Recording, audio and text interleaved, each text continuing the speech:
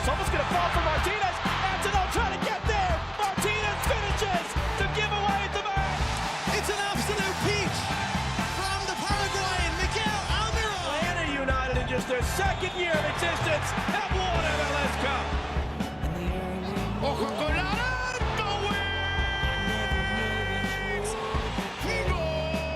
Comes without a warning. I'm making honest mistakes. Five Stripe Final. The song is Chances by Kurt Castle. Check it out wherever you check out music. And thanks to the good folks at Lucid FC for powering this episode. LucidFC.us. Joe Patrick, we're here to do our season preview episode. But before we dig into that, we might as well take a second just to remind folks who we are and how long we've been doing this. Just to give our bona fides just a little bit, right? If you don't know me or Joe, one, welcome. We've been doing this a long, long time. Since the 2018 season when we were real bad at this, and now we're only slightly bad at this. But Joe has been covering the team from the very beginning. I've been covering the team from the very beginning. You've been there longer than I have, Sam, by about 4 or 5 months, probably, I would say. Yeah, pretty close to the very. I was there the first day they were at the training ground in Marietta as an intern for the Marietta Daily Journal. That's impressive. How many people were there? Like you and how many? Me, Doug, and like 2 other people who are not associated with Atlanta United Media anymore. Yeah, I think it was real sparse at that point. No one knew what it was going to be at this point. Been around for a long time. We've kind of parlayed that into other gigs. Joe's with 92.9 The Game. You might have heard him there, covering both Atlanta United and the Falcons, and he might have read my stuff on MLSsoccer.com. If you do, in fact, still go to MLSsoccer.com, which I understand those choices are dwindling by the day, which is super fun. But at the very least, maybe they push you closer to us. We have a website, fivestripefinal.com. Check it out if you haven't already, and tell a friend if you haven't already and you like what we do. $7 a month for everything we do. That includes extra podcasts, extra written articles, extra video stuff that we're going to be working on this year. Going to be a lot of things coming your way, and hopefully for a team that at least Joe Patrick is somewhat competent. Maybe. We'll see. Sam, I got to say, the thing I've kind of gleaned in talking to a bunch of people around the club, really over the course of the offseason, is a level of uncertainty that I haven't really heard before. And I think it's probably a healthy uncertainty, frankly, for this club, who year in, year out seems to come into the year with very grand expectations. And certainly that's led to some pretty grand disappointments over the last several seasons, last season most notably. So probably a healthy thing to kind of go into it with a little bit of uncertainty. But yeah, it's going to be an interesting season for sure. And then also just kind of add on to a little bit of who we are here at Five Stripe Final. They told us not to make a monthly fee that's dedicated to the number of one of Atlanta's favorite sons, Josef Martinez. But that is the lore of why we have the $7 a month. And then we also do a big giveaway, or not giveaway, but a donation to Soccer in the Streets. 10% of our profits every year go directly to them, which Sam takes care of for us. So a lot of good that comes from a subscription, as well as just keeping us going. Like the independent media lane is going to be the way that, a lot of fans follow their favorite sports teams across the spectrum, but particularly in soccer, it feels like. So come all, invite your friends. You can buy subscriptions. You can just tell somebody to go to Five Stripe Final, sign up for a free subscription. I would highly recommend that for anybody who want to kind of keep tabs with what's going on with Atlanta United. And certainly it's going to be an interesting season ahead, one way or the other. I can feel folks already scrubbing through all of this nonsense as we kind of pitch ourselves a little bit to folks who probably already listen to the show pretty regularly. But we'll go ahead and move on to our preview, and we'll start, Joe Patrick, by recapping the offseason itself. We'll go through each player that went in and out, but first, Joe Patrick, let's talk about Atlanta United's newest head coach, Tata Martino. Tata back in Atlanta after a brief stint doing God knows what. Who knows where he went. And comes at a time where, Joe, this is going to be his toughest challenge in MLS by far. Yeah. We'll have several pieces kind of previewing the season coming out this week on fivestripefinal.com. They'll be free to the public, so our free subscribers can read them in full. But one of the kind of comparisons I made on the tactics front is, as opposed to having a clean slate and getting to make a recipe from scratch when Tata Martino was first here, this tenure is going to be more like an episode of Chopped, where he's like given a basket of goods that are like kind of random and that nobody seems to know what to do with. Alexey Miranchuk is like a really weird ingredient that nobody seems to be able to get the best out of. But like cardamom, they say that like if you pair it with the right things, then it really gives an essence to the dish. But Atlanta United's coaches have not been able to figure this out, and so Tata Martino's got to be probably a little bit creative and come up with ways to feature some of these players, some of these very highly paid players and prestigious players with the likes of Miguel Almiron, to get the best out of them, because that was nothing close was getting out of them last year with Ronnie Dyla. I mean, Latte Lath, Miguel Almiron, and Alexey Miranchuk, probably all three had some of the worst seasons they've had as a pro. And when that, to me, happens, that means that it's not necessarily the players. It means that there's probably something kind of fundamentally wrong with the way the team is operating. So hopefully Tata Martino can get that right. I love the Chopped comparison, because it's like you kind of have this normal bland section of like, here's some chicken, here's maybe some spices, and then there's Alexey Miranchuk, who's like a pack of Twizzlers just thrown into the mix. Do something with it, Tata. Good luck.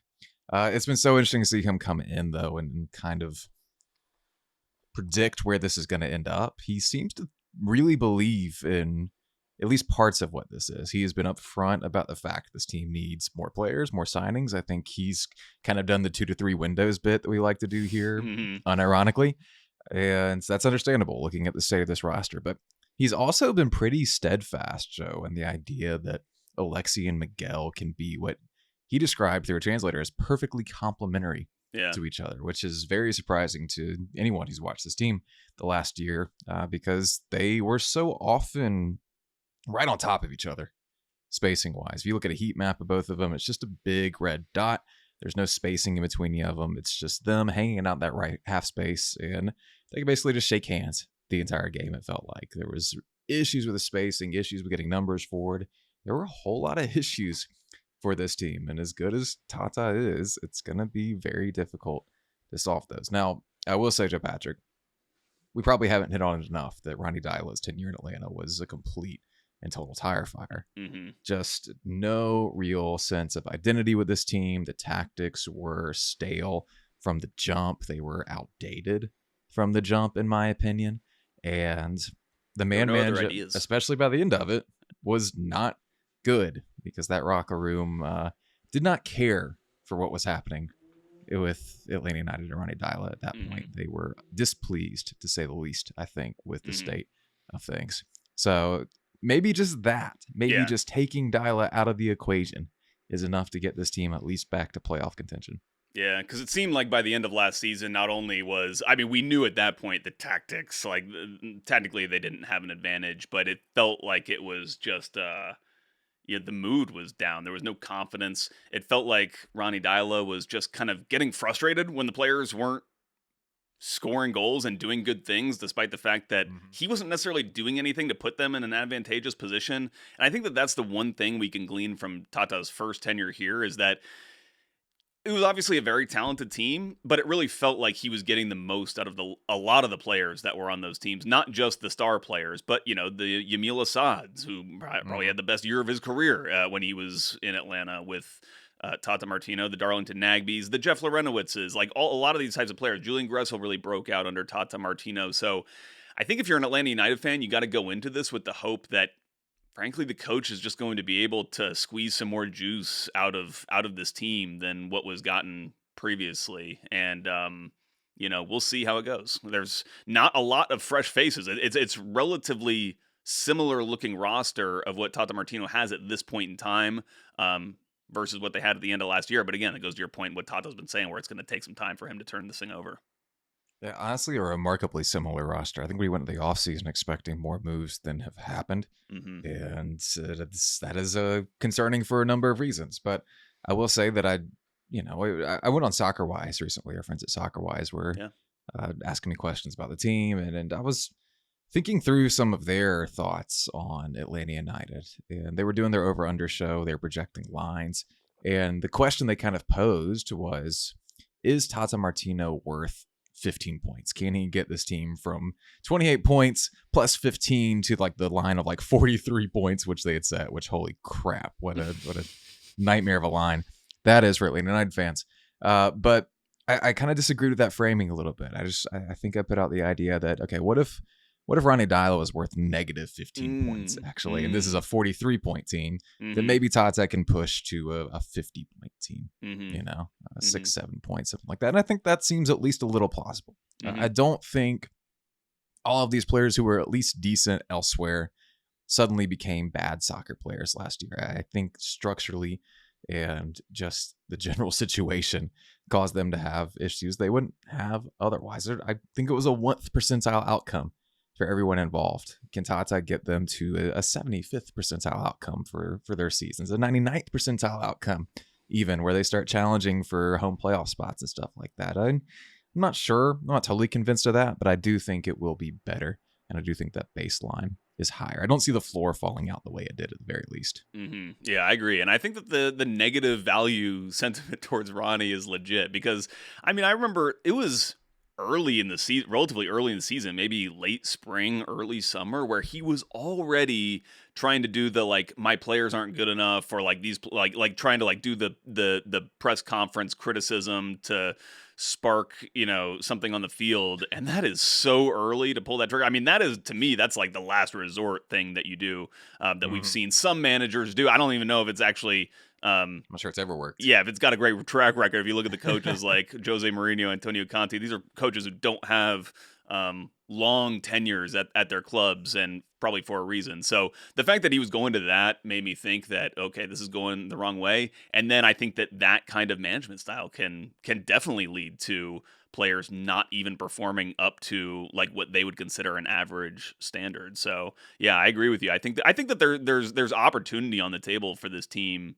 for sure, but there's going to have to be the pieces are going to have to interact with each other on the field in much different ways than what we saw last year. I think it was incredibly telling to hear Arthur Blank, of all people, say out loud that they hired the wrong manager. Yeah. Can we think about all of the people that Arthur Blank has hired and retained over the years? To have him outright say that they hired the wrong dude was pretty remarkable. Unremarkable, Joe Patrick. A lot of this offseason, again, it's largely the same team. Let's run through each player that is gone from the 2025 roster, and feel free to share any thoughts as we go along, Joe. First person out, goalkeeper Brad Guzan retires after a long stint at Atlanta United. Will continue on as a club ambassador of a certain type, but we're not quite sure exactly how that role is going to work long term. But he's still at the club. He's still showing up to things. He's learning front office things as he goes along throughout this year, and I think that's probably where his future lies in the sport, is somewhere in a front office, but getting a nice little internship with Atlanta United right now and getting a chance to still be a part of the branding and marketing and everything like that he was always really excellent at. Yeah, his watch has ended between the sticks, as they say. But yeah, I mean, fans will see probably more of him than they ever have before because he's going to be in a very public role for the club. And from what I understand, and like you described, yes, he's basically doing like a GM internship through all this. So he's going to be kind of doing a lot of PR and media for the club, which he's great at. He dabbled in some of the broadcast stuff when they've come here, and who knows, he could get involved with that. Probably would help the club to potentially get involved in some of that soccer coverage with the World Cup coming this summer.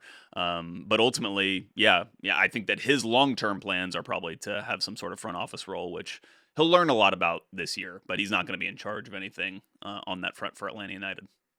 On the field, that didn't necessarily change a ton. He was already out of the starting job by the end of last season. We've talked plenty, I think, about some of his shot-stopping deficiencies, I think, over the last few years especially. Had a few really strong runs at the very end. Everyone will remember the series against Inter Miami they ended up winning, where he was really outstanding in that. He'll be remembered very fondly by Atlanta United fans, I think, but there was room for improvement there on the shot-stopping side. We'll talk about the new arrival there at goalkeeper in just a moment. Joe Leo Afonso leaves. We hardly knew you. Never knew him. Josh Cohen leaves. Josh Cohen came in with a little bit of buzz anyway when he arrived to MLS. never really got a chance to take over the starting role. Never was really excellent when he did get a couple of chances, and really missed out on an opportunity last year when he happened to be injured at the same time Brad Guzan was injured. Of course, gave way to Jaden Hibbert.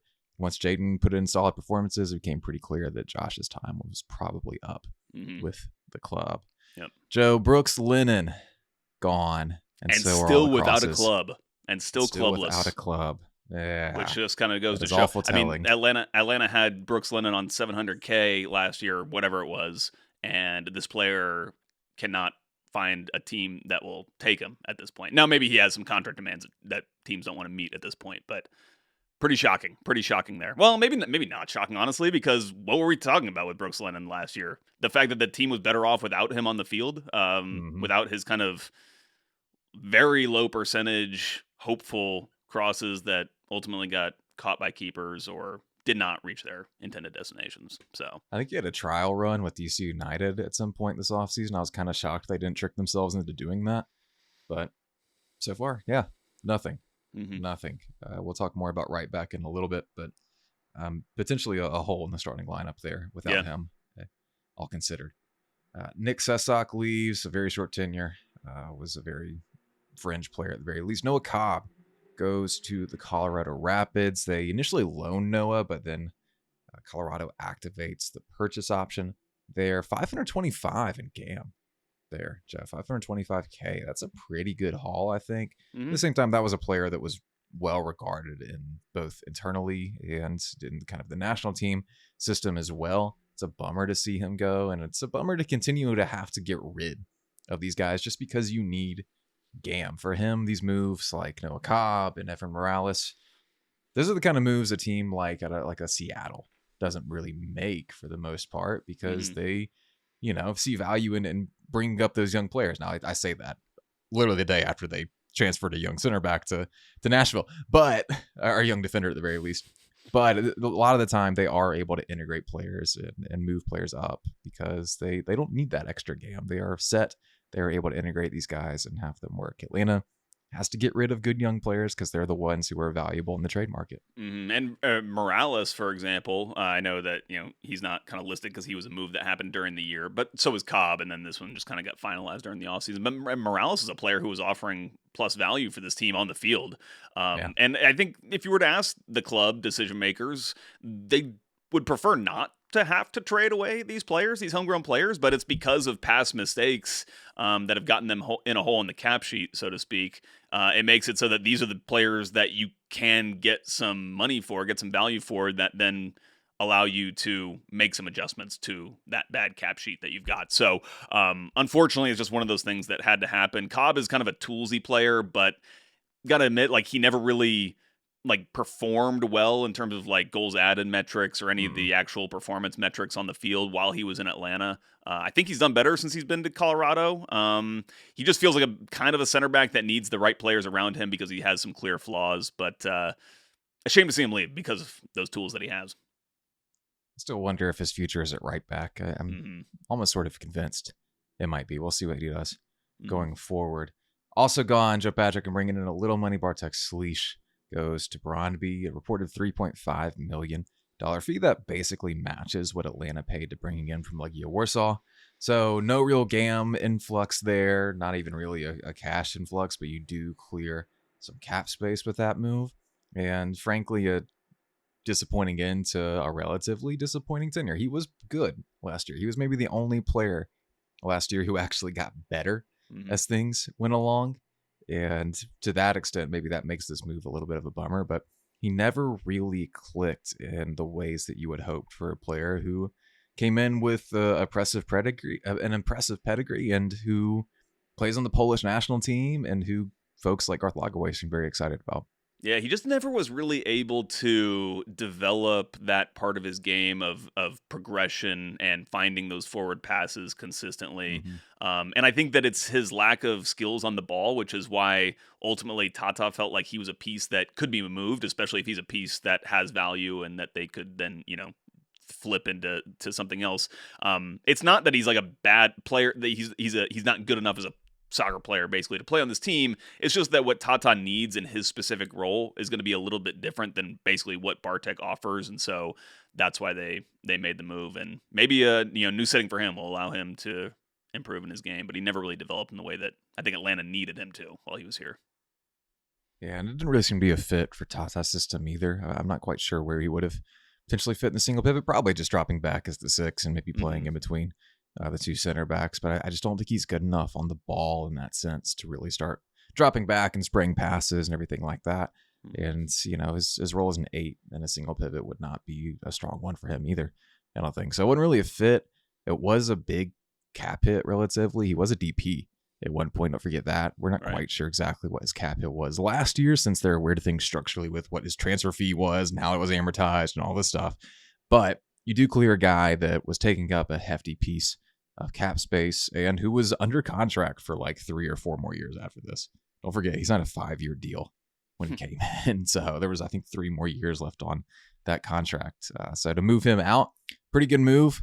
And, kind of indicative again of where this team is. They can't really move the guys they want to move. They have to move guys who are kind of on the fringe of that. So there you go. Get rid of Bartek Slish. You do get to remove Edwin Mascara, who transfers to Independiente Santa Fe.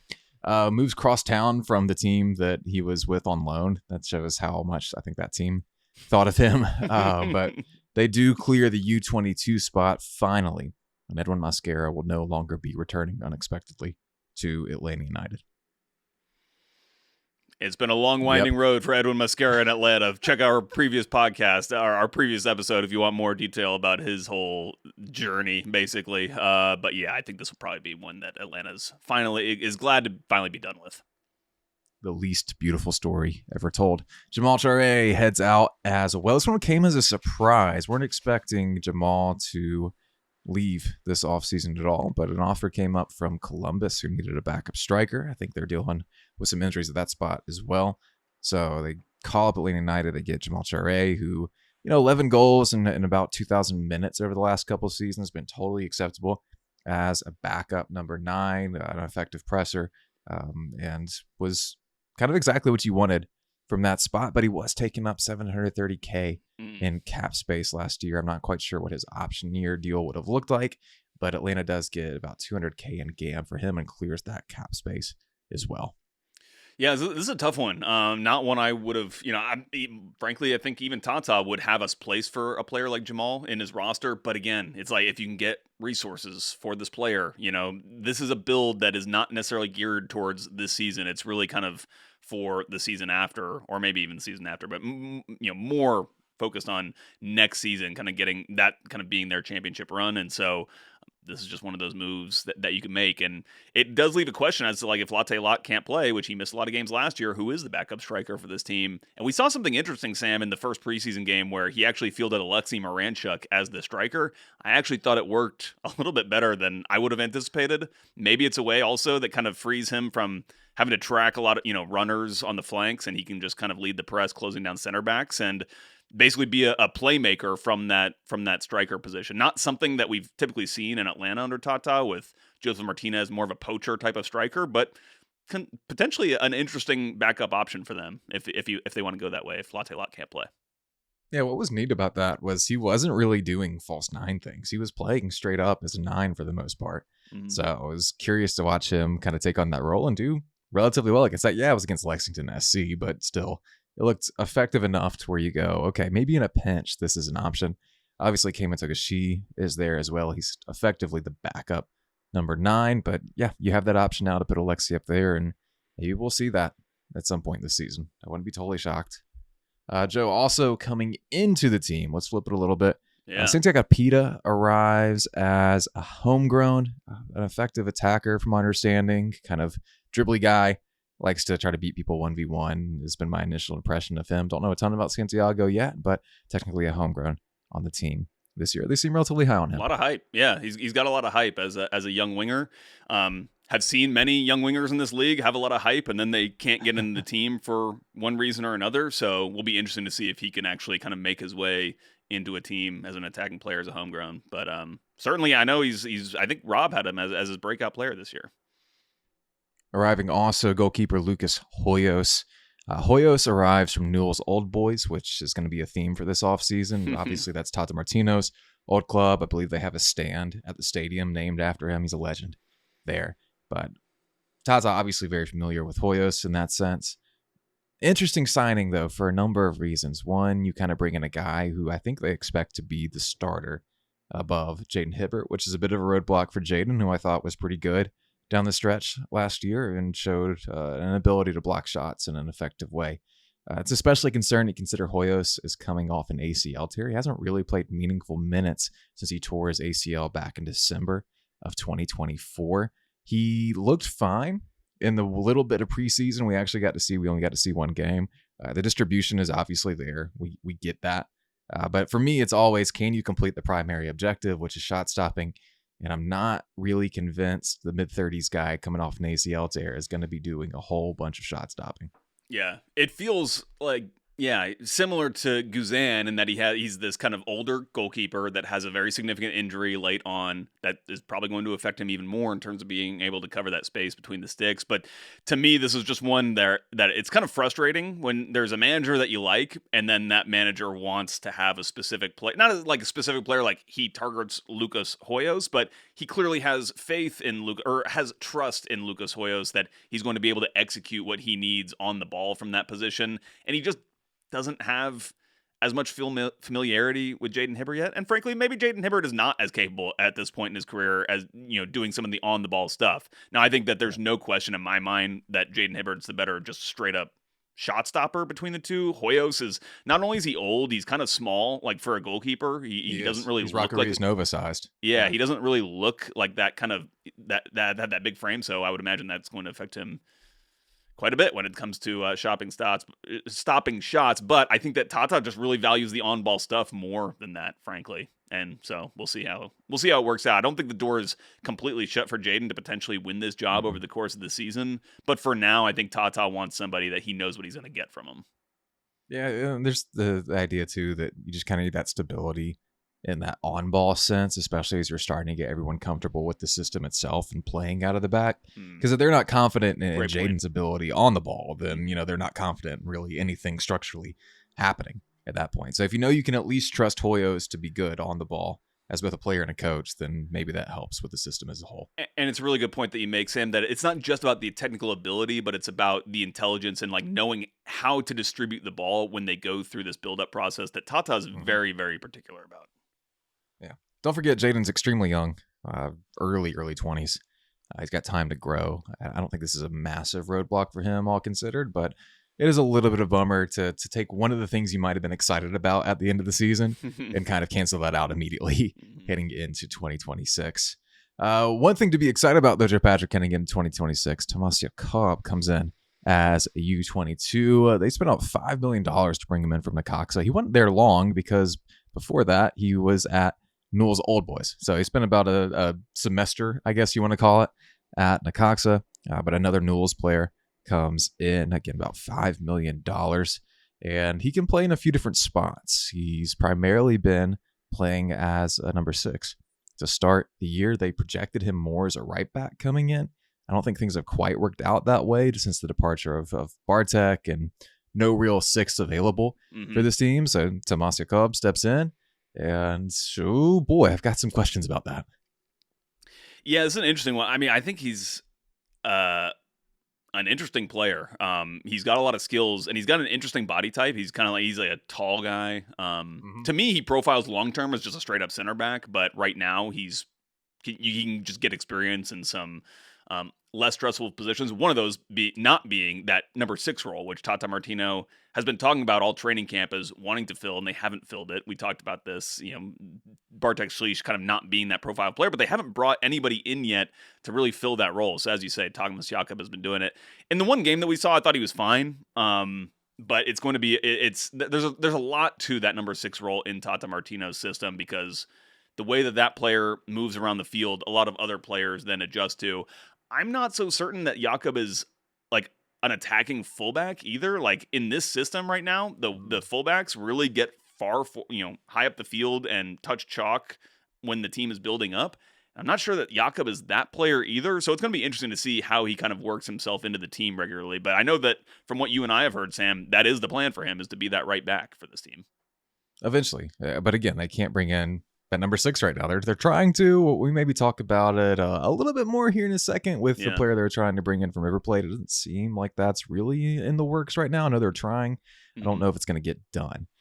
But yeah, he at least looks a little more comfortable distributing the ball into kind of diagonal areas, if you want to call it that, from that 6th position. I don't think Bartek was ever going to spray passes in that way. I mentioned that before. But the little bit we saw of Jakob, he was comfortable at least trying to split lines and trying to play longer passes and switch play, things like that.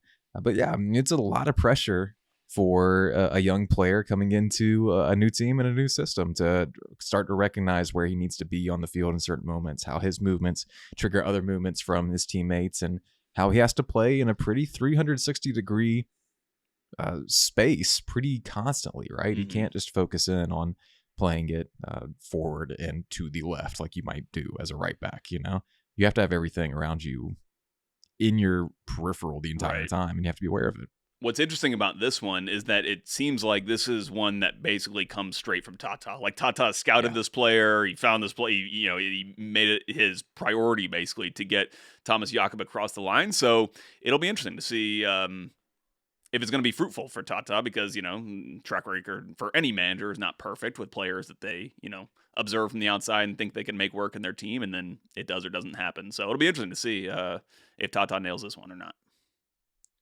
Also coming in, Adrian Gill arrives from FC Barcelona. He's a La Masia grad and has had a lot of injury issues. Did a little bit of time with the Barcelona second team. I don't think he ever really got minutes with them. Got transferred out to another team tangentially attached to FC Barcelona. But man, if you come up through La Masia, like, come on through. Yeah, why not, right? He's a supplemental spot. He's not taking up any rosters or cap space. Might as well take a flyer on this kid. He's American. I think he moved from Denver to Barcelona, and that's how he ended up with the club. But I think you take a flyer on him, see what happens. He looked smart in his first appearance for Atlanta United. That's the best way to put it. He looked like he had a La Masia brain. And you know what? That can go pretty far in MLS. He caught my eye pretty immediately. So the game, the scrimmage against Lexington that Sam and I were able to watch, and that was streamed, they did basically a full change out at halftime. So at halftime, they basically get in all the reserves. That included Adrian Gill. And at halftime, I went over and got some coffee and was not really paying attention. I start watching the second half, and I just see this young player who's just kind of got some burst, is got some bravery, kind of dribbling the ball out of some interesting. I'm like, who is this kid? It's that's the kid from La Masia. And you could see it. You can see that the way that they train those players, there is a certain confidence. And I think that he probably feels like it's an expectation on his end to carry the ball out of certain, get the ball out of certain tight spots. And so if he can stay healthy, I actually think that there's potentially some big things on for him, because I feel like that's the biggest problem with a lot of domestic players, is just kind of having that confidence in oneself to go forward. And then obviously you have to not lose the ball and do stupid things. But I think he's got the skill set. He seems like a player that could get legitimate minutes by the end of the year if he is able to round into form and round into health. Again, some serious concerns there with his injury history, but if you need someone to problem solve, and maybe Steven Alzati's out, or maybe whoever's next to Steven Alzati isn't functioning well, if you need someone to problem solve, then this could be Adrian Gill's spot to step in and could become a nice tempo setting, Nagby-esque, Remedi-esque kind of player who just moves the ball along and makes things relatively easier on people. So it's something to keep an eye on. I don't think he'll be with the team for maybe the first part of the year. He might get some twos minutes, but I think eventually we might see him a couple times. Feels like he's got the potential to be one of those problem solvers, one of those problem solving type of players, because he can get him out. He can get himself out of some of those tight spots where teams tend to give the ball away. Also arriving, Joe Patrick, Elias Baez comes from San Lorenzo, a $3 million transfer. He's also a U22. So 2 of the 3 U22 spots now occupied. They do have that other one available. I don't expect them to use it this window, of course. Maybe the next window could be an opportunity to utilize that last U22 spot, but still arrives as a probable left back. And I don't know what the actual plan is here. They seem to be really high on it. This is another Tata request I think. But Pedro Amador is real damn good, man. Mm. And I'm willing to stand by that. Joe Patrick, there were 3 returning players in Atlanta United with a positive goals added last year. One's Miguel Almiron. The other's Stian Gregerson, who we know his issues are all injury-based, not performance-based necessarily. And then the third one was Pedro Amador.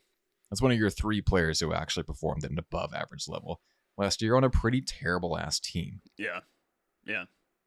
I don't get why you're trying to bring in someone to replace him when your positions of need, like winger, are much more apparent.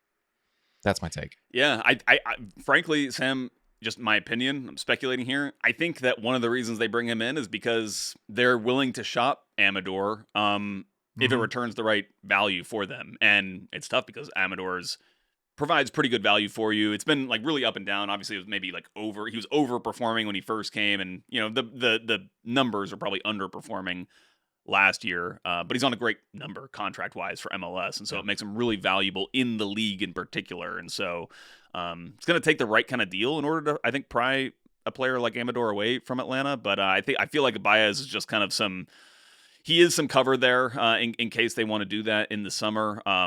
He kind of profiles, interestingly, very differently, in my opinion, from Amador, where he's kind of like a bulldog, defensive-minded left back, like a real destroyer type, young, so he still has legs to get up and down that wing, but not necessarily a technical player like the way that we think about Pedro Amador. So interesting to have 2 different profiles at that position as well, although I think that Amador is the clear starter just whenever he's healthy and able to play. I do think he has some flexibility to him. Maybe there are points where he could drop in as a left-sided center back, or maybe if they're in a 3, he could play as a left-sided center back. So I'm sure that's appealing as well. But yeah, no, we haven't seen him play yet. Yeah. Don't really know a ton. Yeah, we're just going off of other than just data what we've heard. numbers. Yep. So it'll be interesting to see what he looks like. He's finally arrived with the team. Everything is good to go there. And he's been training the last couple weeks. So maybe we'll see him start on Saturday. I'd be a little surprised, but you never know with Tata, to be totally honest. Also, potentially, probably, almost definitely arriving, Joe Patrick, Fafa Picault, longtime MLS journeyman winger, who's been pretty much everywhere. At this point, it feels like, I think this is maybe a 7th or 8th MLS team. It feels like more, but he's been around a really long time.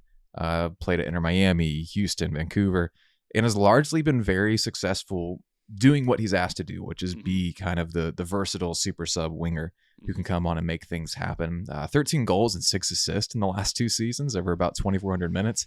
If anyone at Atlanta United had 13 goals and 6 assists over 2,400 minutes last year, we would be talking about why are they on this garbage team? Why is no one playing up to their level? Everything like that.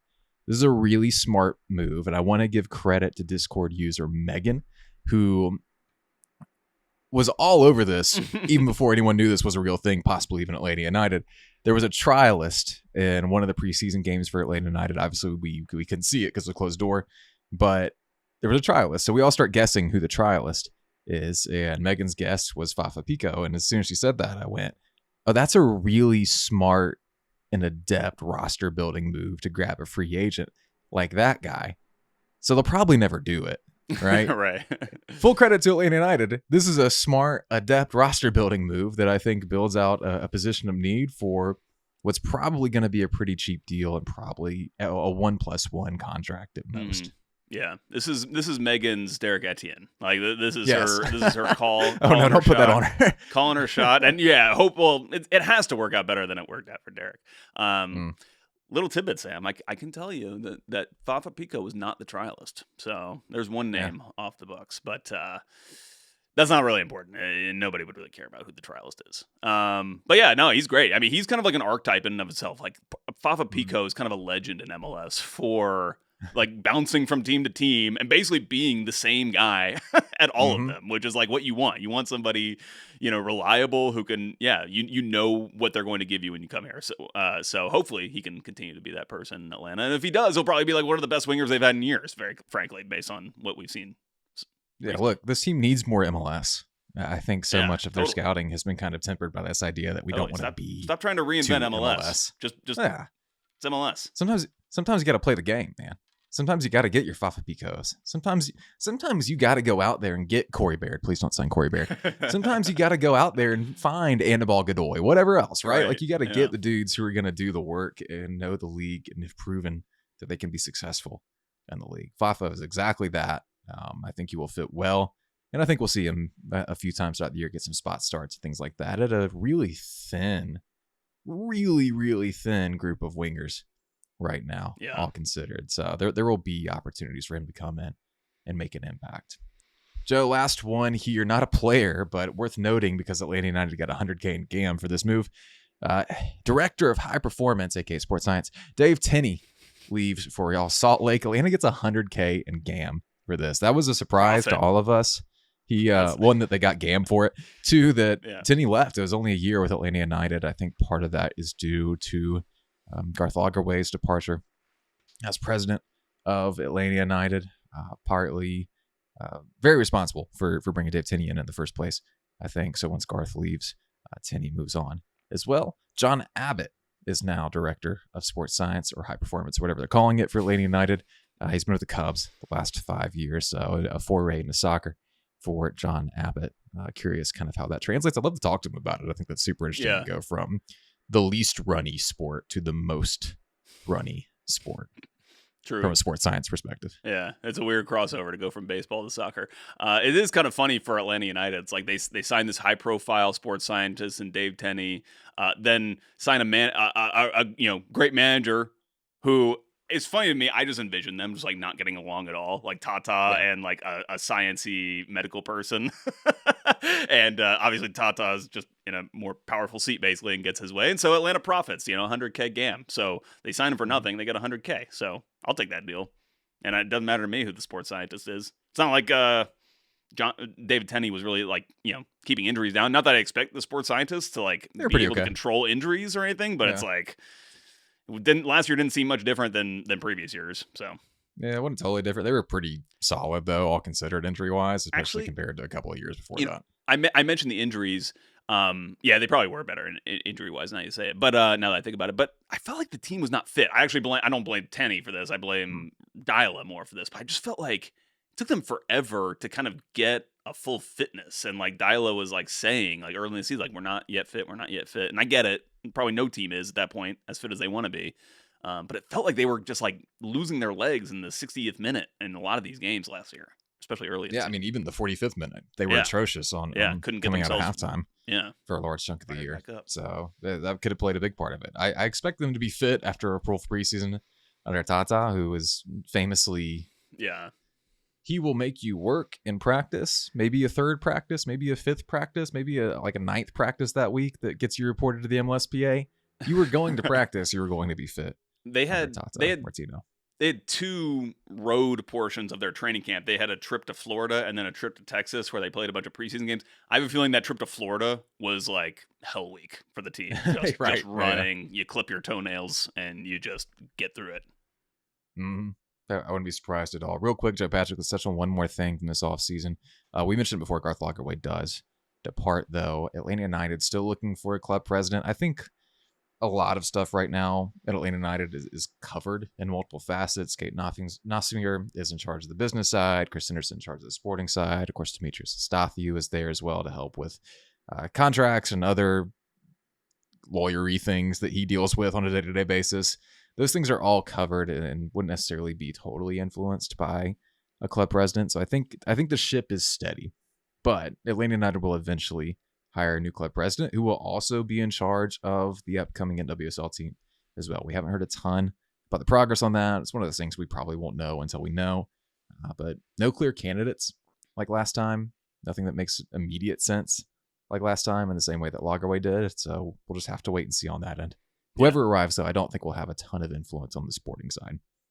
Yeah, I agree, because I think it's going to be an even more kind of executive level role than, and like kind of non-soccer, like more of a corporate role, I guess, like a corporate executive role than Garth was. I mean, like Garth obviously came and he wanted to adopt a more corporate executive role, but he was thrust into a position where he had to make executive decisions on who was his GM going to be in the interim when he let go of that GM, Carlos Bocanegra. Then he had to kind of like take over kind of temporarily, and he had experience in that. So yeah, I think this next president of soccer is going to have a much different role, and it'll be interesting to see where they get it from, because a huge portion of this role is going to be launching this women's team, and where is kind of the best experience that you get for for something like that. I think Chris Henderson is basically the guy who's in charge on the LA United side as it comes to building the roster and doing all the things fans are interested in. And I wouldn't expect that to really change regardless of who comes in at president.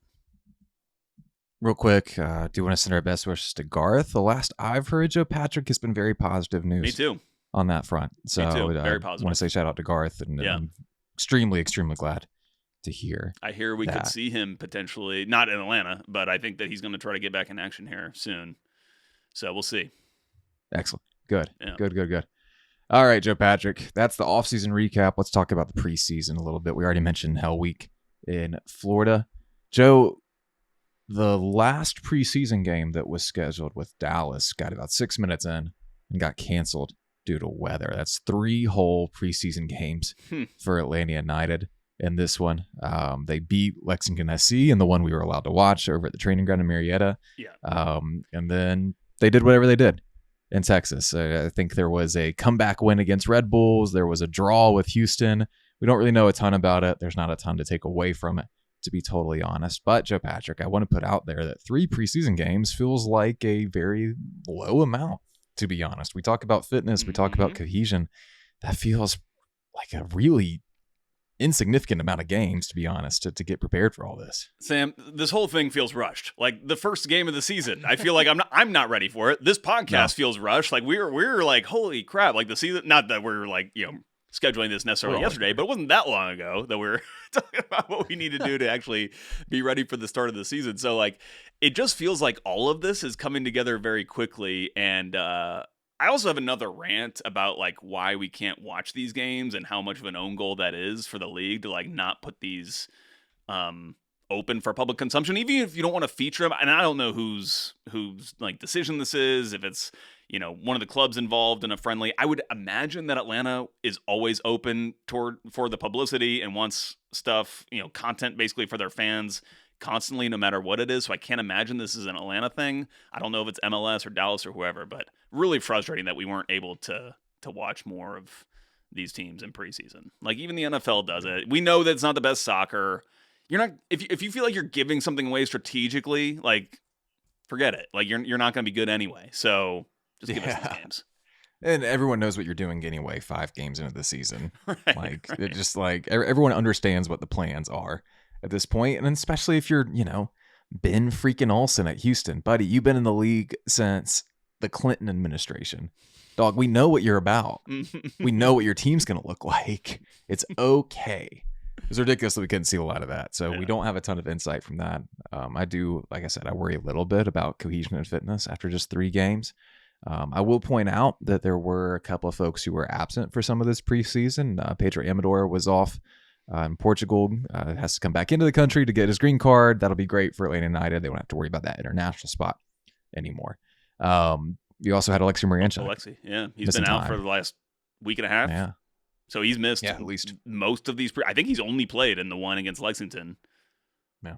So that's great. So we don't know if we're going to see him Saturday against FC Cincinnati. And the whole thing about like, oh, well, at least now they'll all get a full preseason together seems to have been thrown out the window a little bit here with Alexey's injuries. Latte Lath did not play in the first preseason game, although he did play in a couple of others. I believe he got a goal or 2 in those.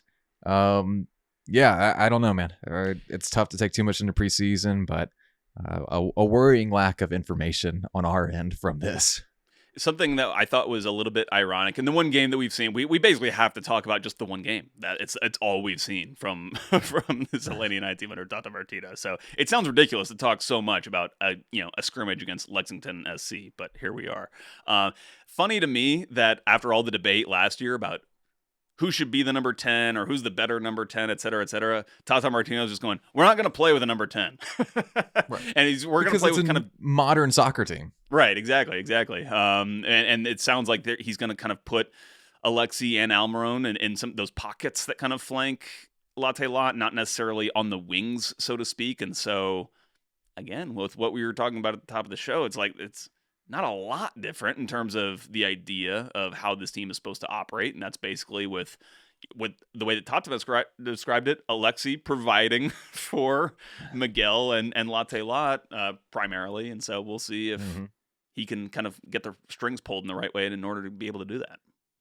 A couple of ways I think they can do that, Joe Patrick. I wrote about this at length, but I think Miguel Almiron on the left side is a more effective soccer player than Miguel Almiron on the right, which he was primarily on the right last year, and obviously he had some issues. So, but a better player on the left side was in that left half space a ton under Tata Martino in the first 2 seasons, and that's where he thrived. And on top of that, if you're in that left half space, Alexey's not going to be with you because he's in the right half space every single time down the pitch, it seems like. So you kind of are able to separate them spatially at that point, and I think that's going to benefit them both. And he said as much. Like he said, look, if Alexey and Miguel are available, we're probably putting Miguel on the left, Alexey on the right, Latte Lath, of course, as the number 9. I think we'll see that pretty often this year, if I had to guess. I think so too. And I think that one of the reasons why Miguel is better on the left side is because when he's on the left, he presents the threat of being able to go past you with his speed and get crosses in. And even though that's not like the tried and true way in modern soccer to score goals, to get the crosses in like that, if you're a defender and you have to protect against that, then it just creates a lot more opportunities for the attacker to basically get you off balance, whether you do ultimately go down the line or you cut it inside. I get frustrated when I see players who are kind of in those inverted winger spots who just present no threat of beating the player, vertically, like basically going past him. And it makes everything stall. Typically that player receives the ball and then kind of holds it up as they're trying to find that space on their inside foot to make something happen and turn inside. And that's why I think that Miguel is better on the left side, and I think that the team will be better off for it. And I hope that it gives them we talk about that thrust, about like Atlanta basically presenting that danger to get them running forward at teams, and hopefully Miguel playing on the left will be able to allow them to do that a little bit more. Yeah, there were so many moments last year where it seemed like they could have created those kind of self-created transition moments in possession that they never took advantage of because they didn't hit the gas. But I think under Tata, he's going to encourage them to hit the gas, and it's up to them to respond and try to find those little, again, self-created transition moments that so many great teams do around the world these days. Speaking of great teams around the world, most of them, Joe Patrick, end up kind of in just about the same build-up setup for majority of games these days. And I think that's a good way to kind of segue into what these tactics are probably going to look like. Under Tata Martino, it seems like primarily 4-3-3 is going to be the base setup. I think there are ways to make 3-5-2 and other things work, and I think we'll probably see them at some point throughout the year. I don't want to think that, that they're going to be attached to anything totally throughout the year, but Joe, when they're in that 4-3-3, they're able to get, at least from what we saw in the one preseason game we've seen, but I'm confident this will be the setup for Tata Martino coach team. Yeah. They're able to get into a 3-2-5 build-up shape that pretty much every modern team around the world does at this point, especially if you're a possession-based team. You try to get in that 3-2-5 setup, gives you some numbers advantages, especially I'll look along the back line when you're only going up against a back line of 4, and it causes some issues, right? You have a single pivot, so you'll have the 6 drop into a line of 3 with the center backs on either side. You'll have a couple of 8s kind of moving around. In the preseason game, it was Steven Alzate and Tristan Muyumba. And then you got to think about where your width comes from. And in this case, it's going to be the fullbacks pushing up, Pedro Amador on the left, and maybe Ronald Hernandez on the right if Thomas Jacob isn't there, which Ronald Hernandez being a starter for this team this year was not part of the plan. I'd rather have Matthew Edwards at right back over Ronald Hernandez, but that's just me. But That's completely fair. But yeah, and then a few other switches and rotations they can make as they shift into the final third. It could end up looking like a 2-3-5 at times. It's kind of dependent on what choices that 6 makes. But again, a much more modern approach, in my opinion, to the tactical setup for this team. Atlanta never, ever got in that 3-2-5 setup last year. Just never seemed like it was going to be able to happen for them. Pretty constantly in a pretty stiff double pivot as well. Everything was just static and stale. They were constantly, I think, in what I would call a 2-4-1-3, and it just didn't work, man. It just didn't freaking work. I think the biggest change that Tata is implementing into this team tactically is changing the orientation of that midfield with that single pivot midfield, basically, as to where I think Dyla, Gonzalo Pineda, Heinze played a back 3. Not technically a double pivot, but had 2 in midfield. And I think even I can't remember how Frank really deployed his team, but it's been a while since we've seen a team really play with a single pivot. And the reason why is because it puts so much pressure. That player in that number 6 role has to be so good, has to be versatile. And if you don't have that player, how do you then adjust for a given game? So I think that's the biggest thing, and the reason why it changes the team in so many ways. First of all, when you're playing with a double pivot, you're playing with a single like playmaker number 10 ahead of them. When you're playing with that single pivot midfield, it kind of removes that real strict number 10 role from the team. And so that's where we've talked about Miguel and Alexey will probably have to share some of that role. It also changes the responsibilities for the 2 midfielders that are flanking that single pivot. They've got to get more involved. You talked to Steven Alzate on Five Stripe Final, which you can go watch on fivestripefinal.com. Where he talked about like Tata is asking him to get further forward and be a more impactful player in the final third, which is not something that he's typically done when he's played as a single or when he's played as part of a double pivot, which he's done for most of his career. So it's going to change the team in a lot of ways, and I think it's the way to go. Like I think it's a good approach. And like you said, it's the way that most modern teams are starting to play more instead of with that number 10. Now, obviously, that does have some drawbacks. You do kind of put your defenders on an island a little bit. And with a team as unathletic as Atlanta United is at multiple positions, I have real concerns about what transition defense is going to look like for this team. That's why I like an Edwards over a Hernandez, by the way, at right back. I Completely just want fair. the athletes on the field. I want to get as many capable, like athletes who are, capable soccer players as well on the field, because you have to cover up again for, a lot of guys who are going to be on the field who aren't as athletic. Sorry to cut you off there. I mean, Michael Parkhurst has talked about it a ton with us, just feeling like you're on an island as a center back in Tata Martino's system, because you're going to have numbers coming your way, man. If there's a giveaway and that rest defense isn't perfect, then you're going to have numbers. You're going to have to track back. You're going to have to defend the transition moments. And that was obviously a disaster last year for Atlanta United. It was Gonzalo Pineda's undoing for his teams. I am a little concerned there that Atlanta United's going to give up a whole bunch of goals again. We'll talk about it more in an over-under segment in just a bit. But Joe, real quick, I say as we're like an hour into this preview that's going to end up being 2 hours long, I wanted to run through each player and very briefly talk about their outlook for the 2026 season. So we'll go position group by position group here, starting with the strikers. There are only 2 of them, but obviously the big one, Latte Lath, the DP number 9, $22 million transfer. Did not look like it last year. Joe Patrick, what are we thinking about Latte Lath heading into the year? I'm hodling my Latte Lath stock. I feel like he's of the ilk of a Josef Martinez, just in terms of being that fast poacher type. He snatched a lot of chances last year. Latte Lath really was poor in front of goal, and I think part of it is just not getting the repetitive chances where he felt the pressure. It felt like he felt the pressure every time he did have some of those chances. And it felt like that was kind of piling up on him. So I think that he'll get more chances. Those chances will start to be less stressful because the team will not be as reliant, that they'll just be able to score more goals in general. And so he'll be a big part of that and bounce back.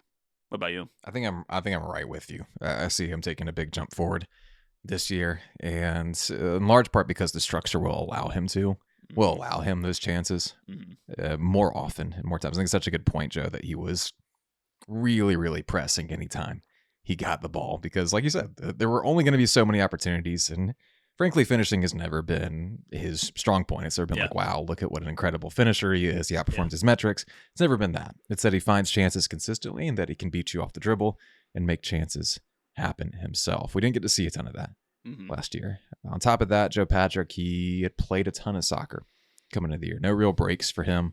Had spent a lot of time on the pitch. He gets about a 4 or 5 month off season this time and gets to relax, reset, and hopefully get better. We'll see. I'm not sure what internally confidence is at with Latte Lath right now. The indications have been maybe not super high on some level, but I think this can work still. I'm willing to hold out for this. I just hope he doesn't turn into my next Luis Araujo. Sam, I was shocked the team put out like a little short on YouTube or wherever, and it was like, you go up and ask the players a question or whatever, and the question was like, who's the highest vibes guy on the team? And I was shocked. Like, it was pretty pretty much unanimous. It was Latte Lath. It was who they were saying. Because to me, last year, he just cut such a frustrated figure on the field because I think of the way that things were going. So good to hear that's kind of his mentality coming into this. Yeah, seems like a nice guy. Seems like he doesn't really enjoy doing media, which is totally fair. Why would you want to talk to us? Also, in that group of number 9s, Joe, the backup, now officially the backup, came and took a she. And we really didn't get to see him much last year. I have no takes here, to be completely honest. I just worry how many minutes he's going to get, that it could be a relatively significant amount if Latte Lath isn't healthy. We worry about him getting too many minutes. Yeah,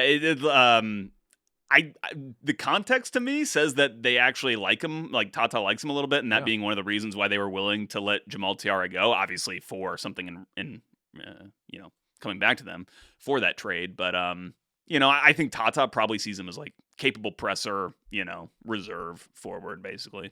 And I'm with you though. Hopefully he doesn't have to play too much. On the wing, Joe Patrick, Miguel Almiron comes into this year. Do we need to say anything else about Miguel? Do we feel good about Miguel? I don't. Fair. He's only getting older on the wing. Yeah. I mean, he has to bounce back, but that's where to me, it feels like that's one of the reasons why Tata's here is to get the best out of Miguel. And probably nobody would know better how to do that than Tata. So yeah, if it's not this year for Miguel, I don't know when it's going to be again, and if it ever will be. So, Sam, I was having a conversation with somebody who is, let's call them familiar with the situation at Atlanta United, and they were basically saying, the person does not work for the club, I should say, but they do understand the club's mentality towards some of these signings and things, and this person basically described to me that the idea behind Miguel was that you knew the back half of his contract, he was not going to be the player that you signed him for, but, the rewards that you get on the front end for it could be there. Well, the first year of that contract was as bad as actually way worse than you ever thought it could have been. So great start to that. Yeah, we'll see how that I don't think he was terrible last year. I will say that. I think he was better than maybe a lot of people are willing to give him credit for. But yeah, I mean, again, it's not going to improve with time. So if it is not this year under Tata Martino, I don't know, man. I'm wondering if we're at the end of this year asking serious questions about his future with Atlanta United, which, I mean, the only way you're probably getting rid of him at that point is a buyout. Yeah. So, and again, like I've said it with regards to Alexey, like, I don't know. It's just like hard for me to see the team buying out any of these DPs just for the precedent that it sets. But anyway, we'll see. I agree with you though. Like if they don't get him right this year, then it's not going to get right. It feels like. Speaking of getting older and not getting right, Saba Lobjanica is also among this group. I have no idea what to expect from him. Maybe Tata really likes him by the end of this. High work rate, will move. But man, last year was incredibly rough. Yeah. We're going to say that much. I think the optimistic kind of comparison here, especially, with Tata, is kind of like a Tito Villalba type, which is like a direct winger. Mm-hmm. He doesn't have the goal scoring prowess that Tito had, clearly, with like Tito's ability to score from distance. But maybe you can just get something. Again, we were talking about that thrust of him just being able to run past people. Maybe it's as a right wing back. I just think that there's going to have to be some creativity here. When I hear him being deployed as just like your standard like left winger, cutting inside on his right foot, that scares me. Like, to me, that's just not the player that he is or that he should be deployed as. So we'll see what happens. But anything that he gives you is going to be more than he gave you last year. It just felt like last year he literally could not put a foot in the right spot. He was like literally stopping clear goals for the team, like blocking them, running into his teammates, et cetera, et cetera. I'm glad we brought that up. Yeah. Joe, it's a really old winger group, and again, they're thin, just not a ton. Great opportunity for these Pizza and Luke Brennan and some of these exactly. There is a maybe potential bright spot here with Luke Brennan, who got hit by a car this offseason while he was running. I'm glad he is okay. I'm glad he is back and seemed to look pretty active in preseason. The game we saw, he was very active, got in the box one time, caught a little bit of a lucky deflection, but still drove past a few guys and got in the box, made some stuff happen. That's all you want a lot of times out of your wingers. He did that, creates a goal, a few good opportunities for Luke as well. I bet we see him a relatively decent amount this year. Tata seems to like him. Tata seems to think he's a pretty exciting, winger with some speed, which I'm glad to hear. Because you feel like with Tata, if you're kind of not on his good side, you can get frozen out of minutes and general playing time. So good to hear that he feels that way about Luke. And I'm certainly just hoping it's a rookie of the year type situation where, you know, he gets hit by the car and all of a sudden now he's got a leg that no goalkeeper can stop. Atlanta's hottest trend is getting hit by cars to be good at soccer. Everyone get in. Yeah, at this point, Joe, he's the only winger who you feel comfortable in a 1v1 scenario as well. Yeah. I mean, it's the only one who's going to beat someone off the dribble. So it's not Fafa either, just to be clear on that. So he's going to have a place in this team, and maybe particularly against low blocks is where he might really have a chance to shine. Let's go to the attacking midfielders. Joe Patrick, Alexey Miranchuk among this group. Again, Tata thinks he can fix this. Who am I to doubt Tata, I guess? Yeah. I mean, Alexey is an interesting one because it feels like, he's, my opinion, similarly, like he and Miguel were both kind of just like similarly disappointing last year in their output. But the difference is that Alexey is like four years younger than Miguel.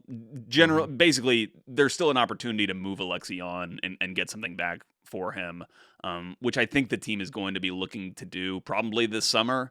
And we'll see in the interim if Tata can make it work. But I have big questions, again, about the way that Tata wants to press.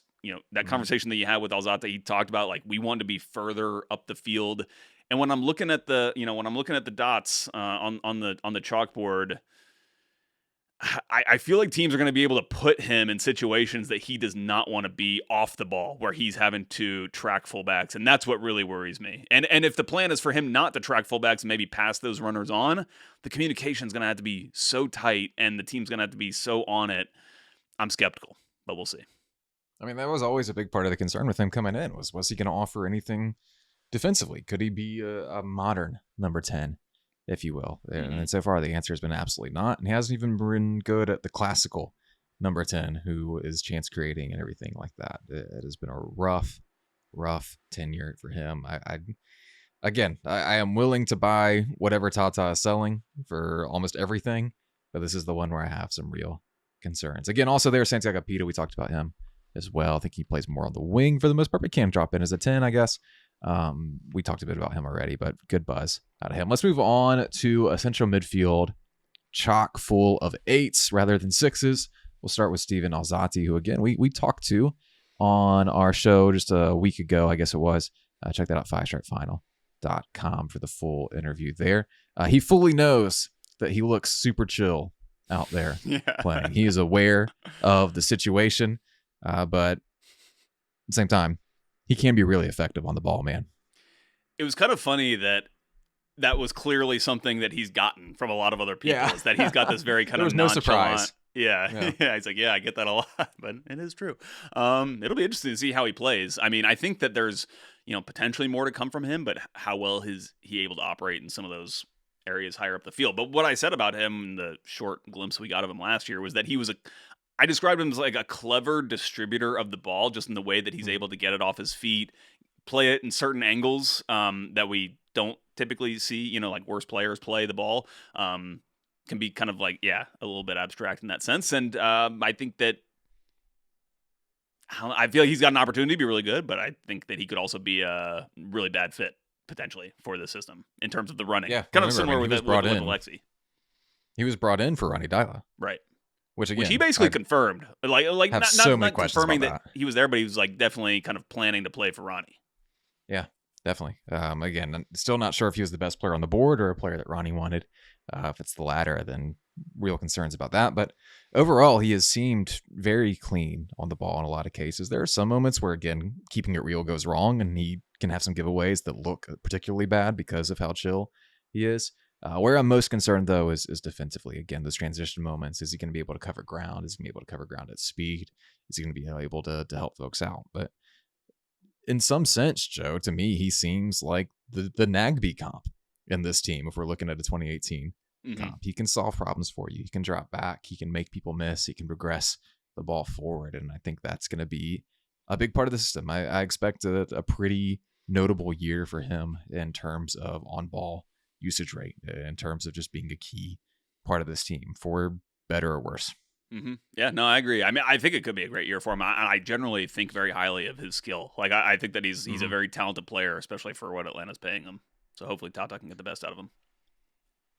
Also among this group, Jay Fortune, who we have not seen so far this year. I don't think he'll be back within the first couple weeks here, maybe potentially within the first month. Yeah. He's had a little bit of complications with some additional surgery after his injury. It's a hell of an injury he had, man. There really is. He just kind of snapped his foot, I think, basically, from my understanding. Is that maybe that's not a totally accurate representation? I mean, we've understood that it's actually basically a worse injury. I don't know if then they initially thought, but whatever's happened, it's been worse than I think what has been led on basically to this point. So I'm fine with not rushing him. I think that right now the team has numbers to play without him. At some point, there's going to be other injuries and you will need them, and there's an opportunity for him. But I just hope that he can kind of get back to the level he was playing at, because he was probably one of Atlanta's best players at the time he got injured. 100%. Also still here, Joe Patrick Chistomyamba somehow. We all expected some kind of buyout or a trade or something, but did start that first preseason game, has been around. I'm really curious to see what kind of role he plays in this. Yeah. It's weird because you can tell he's got skill, like he's got an ability, but sometimes the reactions are just not right on, or there's just like too sloppy of a play. Just the consistency from him overall has dipped is the right way, because I feel like it's just generally been this way outside of the first taste that we got of him when he came to the club, which was awesome. So, I did not expect him to be here. I figured the team would be trying to shop him. Maybe they still are. We'll see. But right now, he seems like Tata's going to use him in the meantime.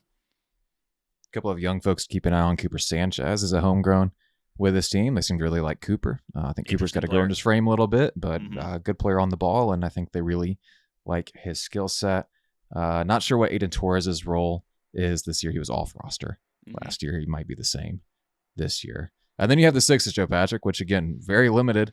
Will Riley is there as a potential number 6. We liked what we saw. I was going to say, I like Will Riley. A lot of places last year. Yeah. No, he's aggressive. He kind of has more of a progressive game to him than Bartek Schliech had, frankly, which you love to see. And even though he's a young player, he's like pretty well seasoned, just in terms of like he's been the central midfielder, captain of the twos of Stanford, so like that goes a long way, I think, in terms of coming to the top professional level in the country and being able to perform. And I think that he's going to be a player that gets quite a bit of playing time, just because I think he can fit multiple roles. I think in a pinch, he's not first option for either like one of your starting central midfielder roles or the number 6, but I think he can do either one if Tata needs. Yeah, that's a good point. I think one thing I'll say about this roster is there are versatile pieces throughout it. I think there are multiple guys who can play multiple different spots and play them relatively well. So that will be a benefit down the line, especially as the year goes on and injuries pile up. Also there, Tommy Sarkub. We've talked about him enough already, I think. We'll move on to the back line and start with left back Pedro Amador. Again, I thought he was solid last year. Yeah, there was a dip from what he was those first couple of months, but there was a dip for everybody. He still ended up being productive for me. Yeah, he's just a nice technical left back.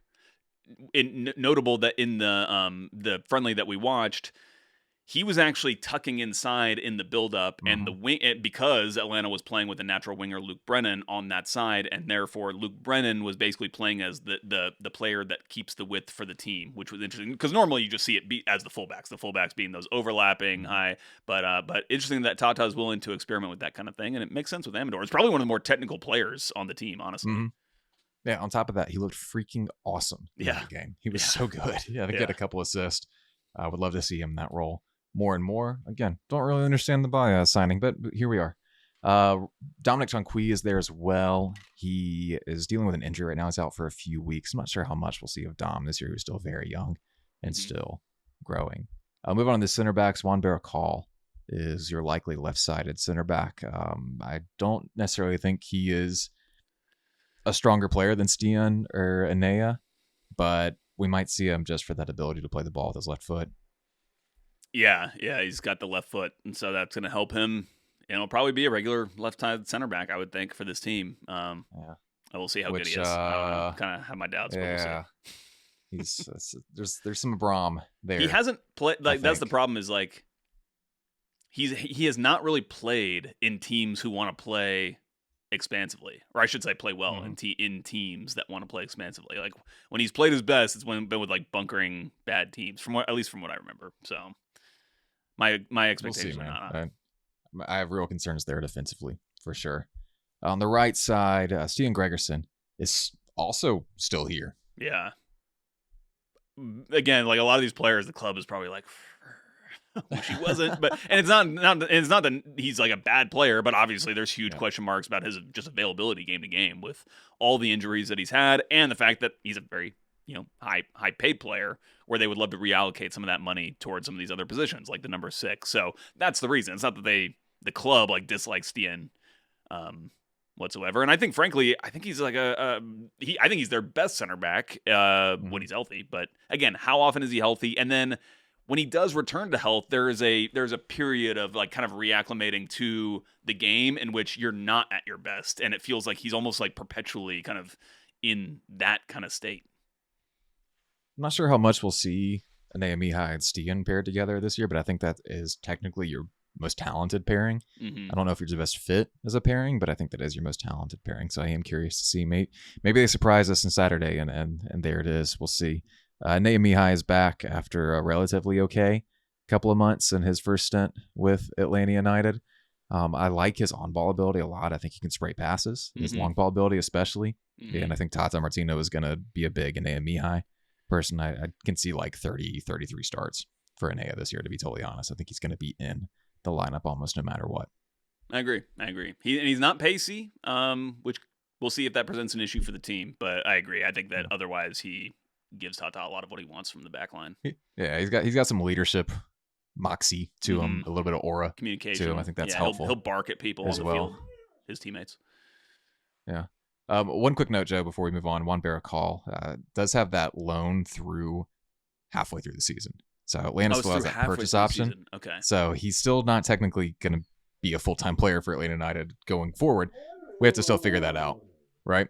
As the 5-stripe fine dog. Speaking of barking at his teammates.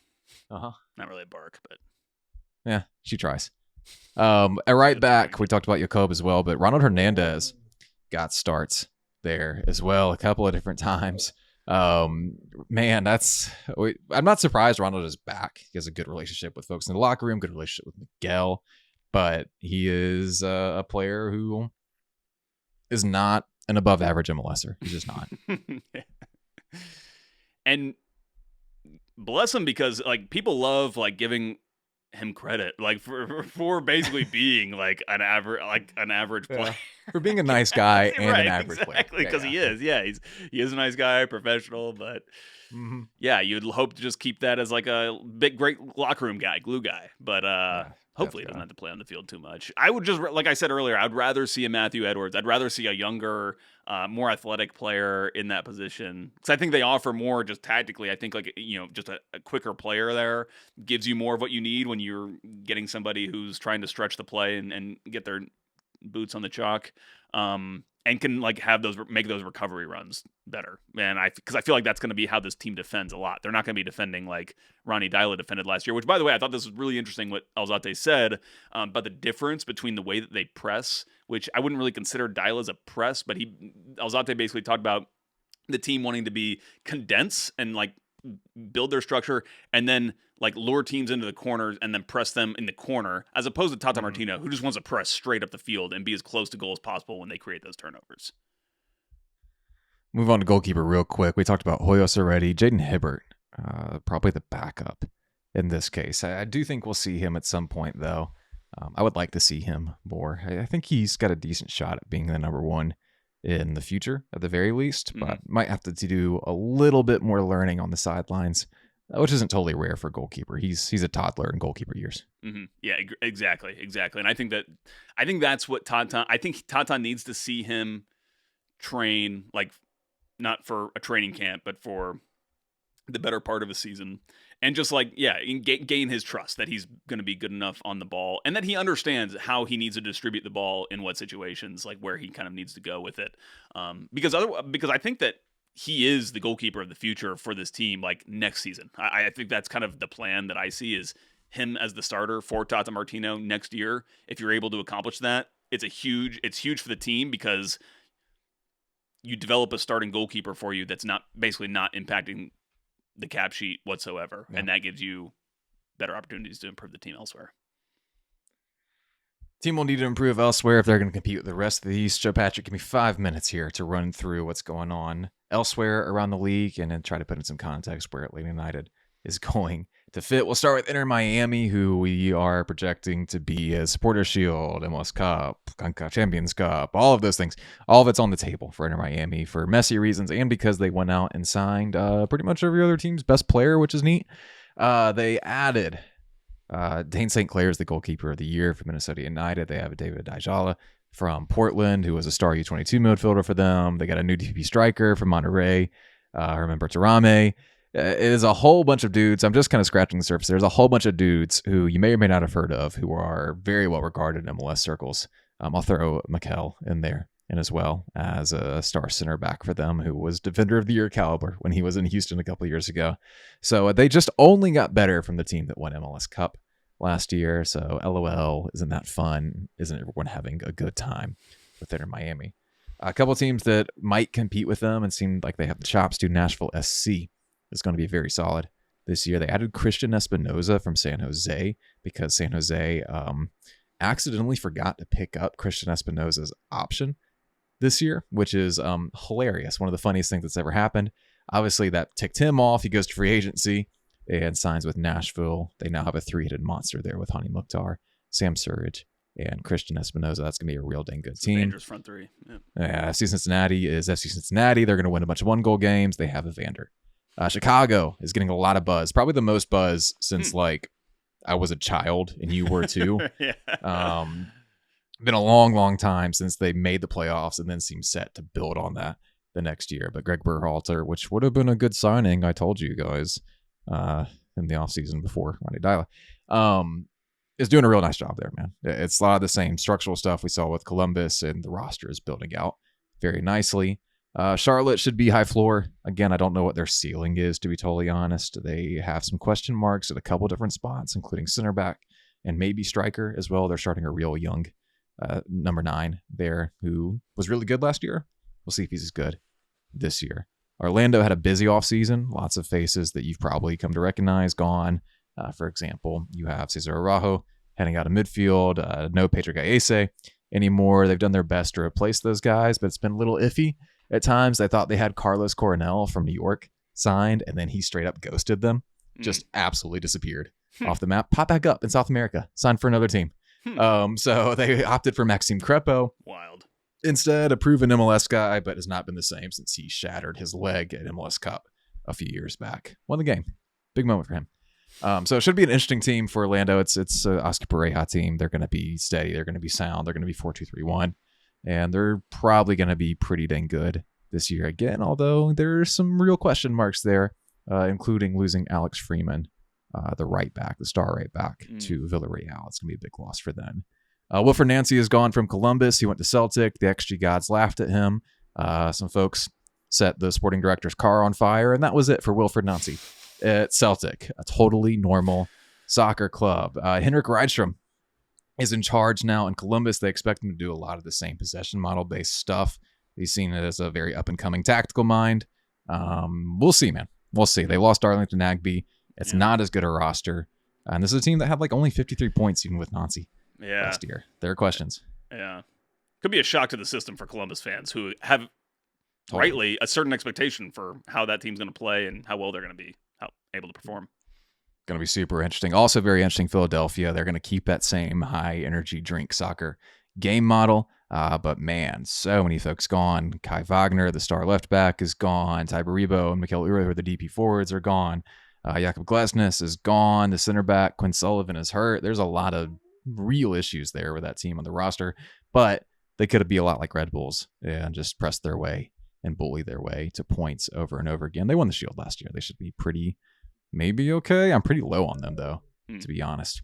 NYCFC have an injured DP striker that's going to be big for them, but they're NYCFC. You just kind of expect them to be solid. They'll eventually get in another DP striker, I think, because they came real close to signing one, and then that collapsed at the very last minute, and now Schalke is in like a full-on blood feud with NYCFC, which is really fun on both Twitter and in the general soccer sphere. Toronto is Atlanta, but they actually have cap space.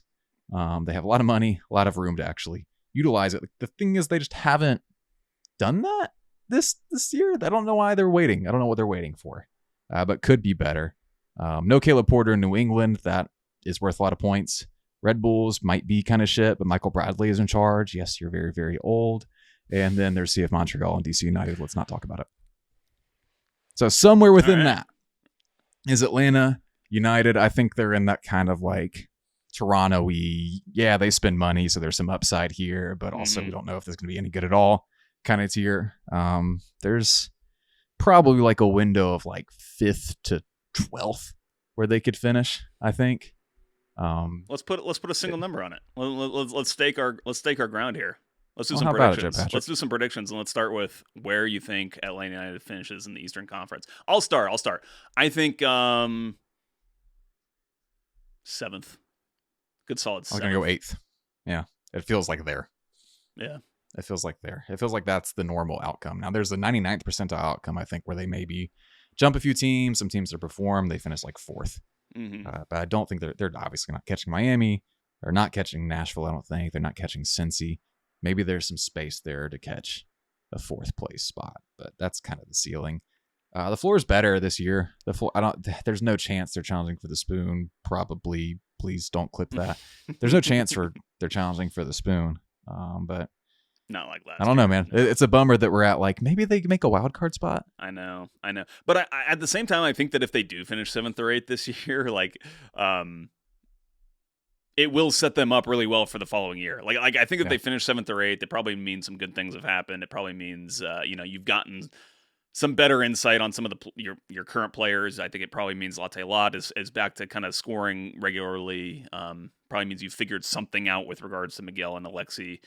If you don't, you're going to be in a similar situation. Again, I don't think it's going to be as bad as last year just because of some of the other dynamics that we talked about with the manager kind of like, totally losing faith in the players and vice versa. I don't think that would happen, but you could still see some of these tactical issues present themselves like what happened last year. So we'll see. But I think that like a 7th or 8th actually sets the team up pretty well going into the next season. I mean, I think you want to think about this like 2017, right? Can you get momentum towards the end of the year and showcase that, okay, yeah, you can put something together that's going to be even better the next year. So I think they struggle at the beginning of the year, and I think they get better throughout the year, and we start feeling pretty optimistic. Did that team finish 6th or 4th in the East? I forget what it was. They hosted a home game. Yeah, they hosted playoffs, Columbus. So it was a little high. Like it was like a one-off. 4th. Yeah. Yeah. But that team was like, they were not considered incredibly the lucky. best. What's that? They were incredibly lucky. Oh yeah, they XG. were. Yeah. I say that to say like this team can finish 7th or 8th and still be pretty damn exciting. Like, I think they're going to score more goals obviously than they did last year, and we'll talk about that here in a second. The East is strong too. That's just that you're fighting through better teams. Like 53 points was the playoff cutoff. Last year. That's it's extremely high. Yeah. Let's see. Joe, honestly, I feel like it's more important than the finish is like establishing a style of play that's exciting and that attracts fans to come want to watch them. Hopefully, we see that from day one against Cincy on Saturday.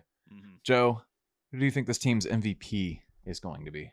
I think it's Latte Lath. I think that if this team is going to be good, he's going to be scoring goals and kind of like, again, to kind of compare him to Josef, just in terms of like who he was for those teams. I think Latte Lath is that guy for this team. And I just don't think that while maybe Josef obviously wasn't overshadowed, but Miguel was obviously excellent during those first couple of years as well and had his own kind of MVP credentials. But ultimately, it was Josef who won MVP when he scored all the goals. And so I think it would follow a similar track for Latte Lath.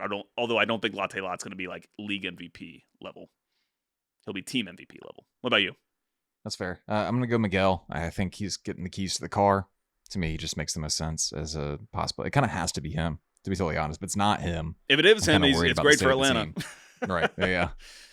Hopefully. Joe, do we have a breakout player in mind for 2026? Yeah, I've mentioned him a couple times, but I'm going to say that I think the breakout player is going to be Matthew Edwards, because I think that there's going to be an opportunity for him to really establish himself to the extent that he has not been able to do previously in his career. Now, he did get some opportunities under Ronnie Dyla, especially early, and I think that that's what gives me the confidence that I have in this. That what we saw from Matthew Edwards last year was pretty promising, especially just with the natural athletic tools that he has. But I also saw some pretty good technical skill from him in some tight spots. Just the consistent defending is going to be the thing that's going to keep him in the lineup, I would think. But we'll see. But I think that he's the one. Of all the players who have not really kind of broken out at the MLS level as like a league average or better player, I think that Matthew Edwards could work himself into that kind of frame this season. I was genuinely not prepared for this much Matt Edwards talk in the show. I had to cover for you while you over the whole show. I know I've really been hyping him up, aren't I? I'm gonna go. Can a $5 million transfer be a breakout player? Because if so, I'm gonna go Thomas Jacob. I think he's just gonna get the most minutes out of the young guys. I think he's gonna play a big role. Will those be good minutes? I don't know yet. But if I'm willing to bet on anybody as a breakout player, I think I'm gonna go with him. It's good. Joe Patrick, we have some over-unders here. Now, some of them are from us. Some of them are from Discord listener Nick17, who often gives us some really good over-unders. These are pretty good lines. We're going to roll with them. He's a sick individual. Gives us some... He tortures us like this. He's just Jigsaw in the Discord playing with our heads. It's like Saw about Atlanta United from Nick. Let's play a game. Nick. All right, we're going to start with this one. 49.5 goals scored this season. They scored a grand total of 38 last year. Usually when we do these over-unders for the previews shows, we can just go against last year. What they do last, we can't go use last year's over/under. That would be ridiculous. You can't use literally any year to do this one. And I do have to say, like, I think they'll go over 49.5 goals. I think this is going to be an inconsistent team, like game to game, just in terms of like they could score 5 goals one week and then give up 5 the next week, just depending on how in tune the players are with each other and the communication, everything on a given Saturday. But I think that this is a Tata Martino team, and he's attack-oriented. He's going to want to score the goals. And if they're not scoring goals, I think he would basically do the opposite of what Ronnie Dyla did in terms of trying to defense his way out of it. He'll try to attack his way out of it, which was, I think, what we would prefer if we're forced into getting our way out of a bad situation. Totally. I do want to make a note here that the 2017 team in ASA's database registered at exactly 49 XG worth of goals. They scored 70. So a little bit of a difference there, but that's interesting to me that the baseline there for the 2017 team was that 49 mark. And I don't think this team is better than that 2017 team. That being said, I'm still going to take the over because I'm just an eternal optimist, I guess. And I do think there's attacking quality on this team, at least somewhere. I think it will be open more often, and games will be more open, and there'll just be more goals in general. Exactly. Remember Tata, when Tata had to adjust the team to optimize overall, that's when he made it more defensive. He added a number in midfield, like for the playoffs, for example. That's because the team was already prolific scoring. Like he wasn't really worried about that. So, but I think that is paramount for him, is to score goals. And I think that even Sam, like outside of just trying to get results, I think that that's kind of going to be a directive from the club to basically be like, we need to start playing like an attractive, exciting style of soccer again. Definitely. Exciting can take many different forms, which brings us to the defense. 49.5 goals allowed. Joe Patrick, last year they allowed 63 goals. I think the only team that was worse in the Eastern Conference was DC United. Man, to have given up 63 and scored 38 in 34 games is wild. I think they go over this though. I think they go over the 49.5, which is the number we're setting. Same number that we're setting over under for the goals scored. I think they're just going to be a team that scores a lot and gives up a lot. I think that there's I don't know how to say it other than that. All right, these are from Nick. We'll start with an over under on the points total. This is actually Matt Doyle's line from the Soccer Wise show. They had it at 43.5 points. I am willing to take the over here, but not by much. Can you put this number in any context for me? What is 43.5 points usually? 43.5. So 43 would be 2024 Atlanta United. Okay. It would have been 10 points short of the playoff line Okay. last year, but the East was crazy stacked. Right. So that's kind of the frame report. Normally, that is a 9th or 8th place team Okay. in a conference. Yeah. I'd probably go slightly over. I guess I'll go slightly over since I'm picking them to Slightly, finish right? 7th. Yeah. It feels like 99th percentile outcome is like 53, 54 points or something Yeah. like that. But I'd be genuinely shocked if they got that far, to be honest. Yeah. I'll go On 45. that same note, over under 9.5 place in the East. I think we both took the over on this, but again, Over, it's slightly only over. slightly by a couple spots. Mhm. Over under 14.5 goals for Latte Lath. Joe, you had him as the team MVP. I did. So I guess I have to go over. And I predicted him for like 26 or something last year when I thought it was incredible. And I thought I was off to I thought I had nailed that pick after like the first couple of games where he scores, I think, a brace in the first game. He'll go over 14.5 though. Surely this year. What do you think? I'll take the over again too. But Damn this is right you it's starting to feel too optimistic. I'm worried about that. Last one here from Nick. Over under 0.5 DPs sold or replaced in the summer. I guess I got to go over. Because I think Alexey will be the one who leaves. I do not think anyone will leave this summer. I'm going to go under. Is that good or That's my take. I think that's bad for well, I mean, It might be. yeah. Again, Tata thinks he can fix this. If they're I don't know. playing well, would you still want to see Alexey go? I just say Alexey because he's Yes. the most obvious, DP you could potentially move. He's, And I would unless agree, he's just because- truly outstanding in attack, he's not going to make up for his defensive issues. Exactly. So. Yeah. I would want. Yeah. Exactly. Agree. All right, Joe, give me your boldest prediction for 2026. Gosh, my boldest prediction is that I guess I just have to stick with Latte Lath if I'm thinking bold. Yeah, I'll guess Latte Lath. My bold prediction is that Latte Lath will be a top 4 goal scorer in MLS. Which I wonder if how he's many over goals 15 goals, then you probably play close. Yeah, that's kind of what I'm thinking. Okay, fair enough. Is it? I My don't know. bold prediction Is that bold? I is don't that know. Pedro Amador leads the team in assist. Do Oh. it, Tata. Do it, Tata. Okay. Do All it. right. Yeah, I don't. Think I have it's some. gonna I happen, have but some negative. We're trying to be predictions, bold, but right? I don't even know if I want to give them. I don't know if I want to speak some of my negative bold predictions into existence. But Give me I one. worry for Give me one. Jay. I worry for Jay. That's the one that's just been yeah. rattling around in my head. Like is that like he's just not able to kind of get back to who he was after a significant It injury, might which be unfortunately we at see least with a year. athletes. You know. Yeah. So When it's your we'll see. feet, when it's involving your feet, it's Yeah. it's the part of your body that is propelling you, around the field. And I just hope that he's able to regain what he was. All right, Joe Patrick. I think they've heard enough from us. We're gonna go ahead and throw it now to our talk with Joe Lowry from Backheeled.com. Joe, this is why we bring you in. We got to get outside the bubble here. From your view, what was your perception of Atlanta United last year? What went wrong? Yeah, just kind of yucky all the way across the board, right? Which I recognize is not new. I also, you're talking about listening to good MLS podcasts. I listen to you and Joe all the time. Only room for one Joe today, as it turns out. But, the better one will be back because Joe knows about all this stuff better than I do. But, I mean, it was just gross pretty much all the way across the board. It felt like this was a squad, and it's easy to say in hindsight because I was drinking a little bit of the Kool-Aid. And I remember you, Ron Soccer-wise, with Goss and Tom sort of trying to pump the brakes a little bit, at least a little bit, at this time last year, and you were wise to do so. Looking back, it looked like a squad that just wasn't constructed well. And maybe the biggest piece of that, although I think you could say that about a lot of different parts of the team, I think so much of last year and the success or failure of last year was always going to hinge on Alexey Miranchuk. And the more and more I've thought about that, the more true it rings to me.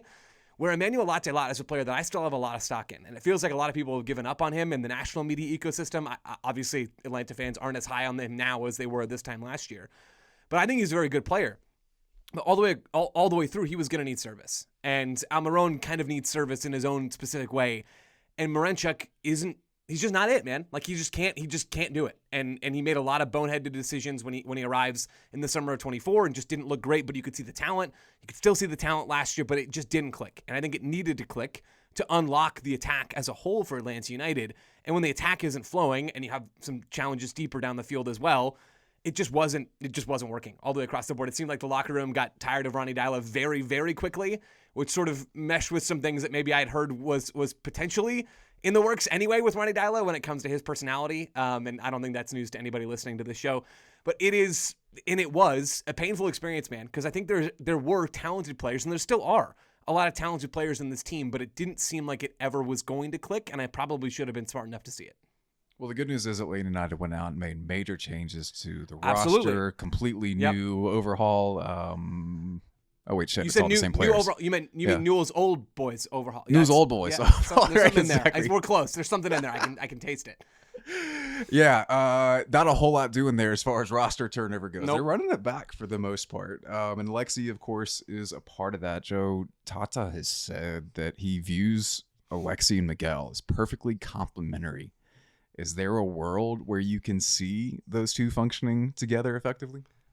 I mean, there is a world because I saw it last year. So I suppose with a manager that maybe knows the secret sauce, and Tata Martino will forget more about soccer than I'll ever know, right? So, yeah, I can imagine a world. Tata, is he probably just saying that because it's the right thing to say? Yeah, probably. I would sure think that he's just politicking there a little bit, and I would do the exact same thing if I were in his shoes. But the talent in the Miranchuk is clear. Like, if somehow all of the stars align, both literally the stars of this team and like the celestial beings align, to the point where Miranchuk and Almiron and Latte Lath, and I have some questions for you actually later, especially about Sabalov Janidze. Like, if the stars sort of align for this team, could it work? Yeah, but the Tata quote that I've been thinking about more this offseason than the Miranchuk-Almiron one is, I think it was at his reintroductory presser, where he said, quote, "More likely it will take at least a year." That is the quote that feels very fitting for Atlanta United. I think it's fitting when you think about their offseason moves. They've added some useful pieces, and I think on balance, the offseason's been reasonable for where this team is. They've got a lot of money committed to 3 DPs. They're not going to move on from one or two of those players. It was only ever, I guess, going to be one of those players. It would be Miranchuk. If you're not going to do that, I think you've done reasonable things this offseason by and large, and I think you're probably going to be a little bit better. But it seems like Martino, and I would assume Chris Henderson by extension, kind of buckled in for it to be a little bit of a tricky year if those stars don't actually all click together in the attack. Yeah, we've been talking a lot lately about how it is a more viable option to wait for the summer to kind of assess what you need and move from there. You're going to have about 20 games once the summer window opens, thanks to the change in the rules and thanks to the World Cup. So you do have an opportunity to better yourself there. But yeah, I'm not sure people around Atlanta have really understood that 1 year comment or really taken that to heart. I think maybe now they just maybe assume that Atlanta United is perpetually 2 to 3 windows away at this point, but it hasn't really sunk in for folks. I think that it is going to take a while to sort this out, but I'm very curious to see what it looks like tactically, and I want to go back a little bit to kind of understand your perspective on this team tactically, because we talked a little bit about the man management issues with Ronny Deila. From a tactical perspective on your end, what did that look like for you? What was a Ronny Deila team for you last year? Yeah, Ronny Deila team just didn't seem to have any clear attacking ideas. I mean, to start maybe on the defensive end, because I'm always, like everybody else, prone to talk about the attacking stuff first, because it's more fun and easier to talk about, really. On the defensive end, I think there were always going to be some limitations to what this team could do when you look at the midfield personnel, especially. I mean, I think about Alzate, and he's a guy I've been thinking about a lot. He is not a guy, as you've talked about, that runs very fast or with a whole lot of momentum to his game. And I know he was here for the minority of the season, but you could say something even stronger along those lines about Alexey Miranchuk, right? I mean, if you're going to be committed to him playing as a 10 or, as a central midfielder, which we saw I was going to say something unkind to someone, I decided not to. If you're going to play him deeper in central midfield, that causes a whole host of other problems, right? So defensively, I think this team was always going to be limited in the things that they could do, and it didn't seem like they had a clear picture of how they actually wanted to play within the things they could do. So that was my issue sort of with this team defensively, although I think a lot of the problems there could be tied to one degree or another to personnel. In the attack, maybe this doesn't make for the greatest podcasting when you bring on a guest, but I completely agree with what you've written about many times and talked about Almiron being better on the left. I think it is so clear that he is better on that side, and it didn't seem like there were clear answers from Ronny Deila to make all of that work, to put Almiron in the best spaces on a consistent basis that were going to make his game thrive and going to maybe make the attack work a little bit better. And then, of course, there's another common theme of this show, the Brooks Lennon problem on the right, which is a lot of the final third play, if you want to zoom out on Ronny Deila, was hit the ball into the box and hope. And did I maybe drink a little bit of the Kool-Aid, to use that phrase again, when it's, what is it, week 1 against Montreal, and is it Latte Lath who heads the ball home? Or there's some nice moments early on with service into the box, and you have two fullbacks who can serve the ball in. Brooks Lennon does it too much. Pedro Amador, I think, is really good. I'm a bit confused why Atlanta maybe recruited under him / over him in this window. We'll see, I guess, how that all turns out. But I think there are good crossing fullbacks, or were, on this team. But it was too much, man. It was way, way, way too much when it came to the final third in terms of crossing the ball into the box and hitting and hoping. It all just seemed rudimentary, man. Like, it didn't seem like there were real clear ideas of how this team wanted to create chances. And that's a huge problem. Like, the personnel wasn't good enough to solve those problems on its own. I think that became very clear probably pretty early on in the season. And it didn't seem like Dyla had the answers or wasn't communicating them well, or the players just didn't care. It could be any of those things. Rudimentary is such a good word. It did feel at times like we were watching Baby's first tactics book kind of play out. It just seems simple. It seems straightforward and easy to solve for everyone involved. But hopefully Tata Martino brings a different look, a different perspective, more modern perspective on the tactics themselves. And Joe, this may be asking too much for you, but I'm going to challenge you a little bit here. You've seen Tata now with El Tri and Inter Miami. How have his tactics been altered in any significant way since he left Atlanta United, if at all, from your perspective? Yeah, it's actually it is a tricky question to answer, although maybe not for the reasons you think. Watching Tata's Atlanta teams was sort of like at the very, very early bit of me doing this job. So I don't have a crystal clear picture of what his teams looked like, other than they controlled a lot of the ball, because that's what the numbers said they did. They weren't building from the back like San Diego do now, or like Will Fernandez's teams did, although they had quality possessive center backs who could do a lot of that stuff. And I remember in the postseason one year he dropped deep and played in transition, or at least that was the narrative. I actually don't really know how true that was. But when it comes to his tactics more recently, with Miami, I feel like we almost have to toss all that stuff out the window, right? Because he comes in, and there's Messi all of a sudden, and now you're a team that is going to play like Messi wants you to play, and they're not going to press whatsoever.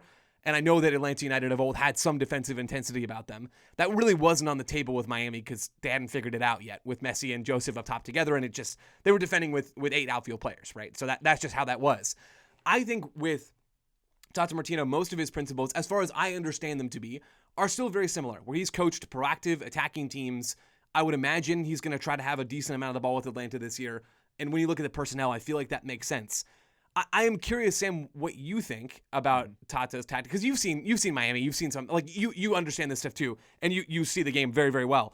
Like, do you think things have really changed, or do you think the squad that Atlanta is going to have this year, with attackers that are, I think, very different and thrive in almost different systems when it comes to at least Alexey and maybe he's over here, and then Miguel and Latte Lath are over here in their own little bucket? How do you think about how Tata's going to play? Are we going to see stuff that looks different, if not from Miami, at least from Atlanta 1.0? Yeah, you hit on something really good there, which is that it's so hard to assess exactly what he is now as a coach. Because, I mean, really the last time we've seen him with we'll call it a traditional club team is Atlanta United, I think. Exactly. Right? You can't really fault him for anything in the national team. That is what it is. We know that's a different ball game. We saw that with Greg Berhalter this year at Chicago. Yep. And Miami, of course, is totally different, and for so many reasons with how they had to approach it. So I'm kind of wondering where his head's at. I'm wondering what he's been wanting to do over the last few seasons that he hasn't been able to do simply because of the circumstances now dictated. So I don't know how Tata has evolved. Now, the first game, it was interesting. The one preseason game we got to see, because why would you want anyone to be able to see and enjoy your product? Hey, but shout out Lexington SC, by the way. Let's just make sure we're all clear about that. They took bodies this preseason. I think they beat Nashville. I think they beat Orlando. They had. They're not messing around, man. Anyway, I can dip into the USL bag another time. That was my fault. I got us off track. Latif Blessing is there. I think that's a huge shout out. But no, in that game, they were doing some really interesting things with the fullback. There were underlapping moments from Pedro Amador, who was coming inside as Luke Brennan was staying out wide. And that was something I can never remember Greg Garza coming inverted or anything like that. I don't remember any false back stuff with Tata. I think those are like little wrinkles that have kind of popped up in the modern game over the last few years that I think maybe we can start to see a little bit more of. Now, I think Alexey complicates those things, right? Because if you're going to play Alexey and Miguel in the field at the same time, they have to be in the half spaces. They just have to be. That's who they are as players, right? And Latte Lath's not going to do anything but be central, of course. He's number 9.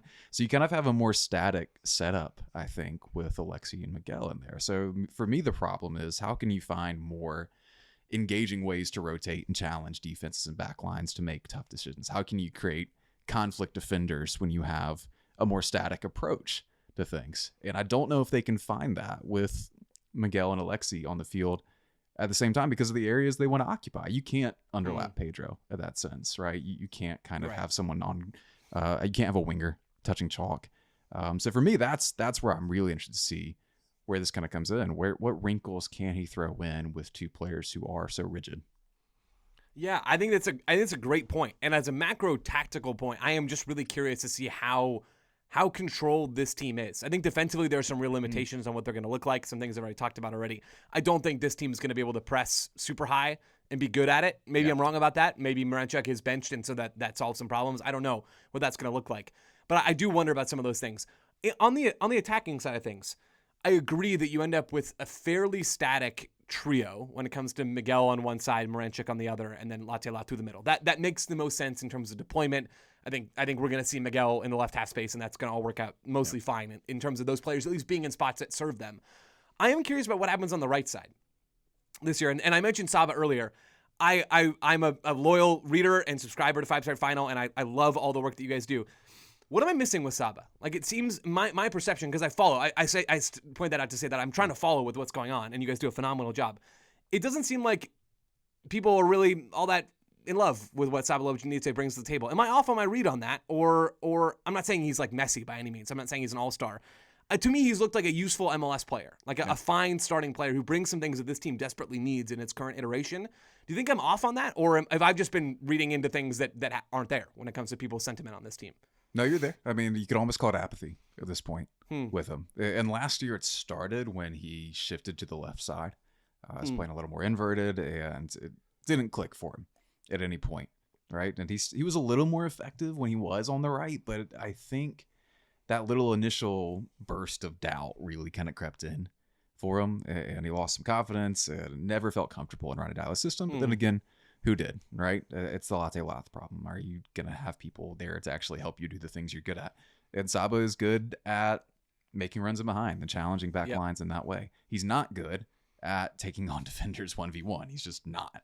And so in Ronnie's setup, he never really got a chance to accentuate what he was good at, which, we haven't really seen him do that since the year that they went down to Miami and he was playing as a wing back, and they were able to upset him, which, that's a whole other thing we could talk about, which is, can Tata find moments to shift into that back three, which I think they will, and can Saba be a wing back on that side? Because he was good going forward, of course, but he's getting torched by Jordi Alba and all this kind of stuff. Right. There are serious defensive problems there with that.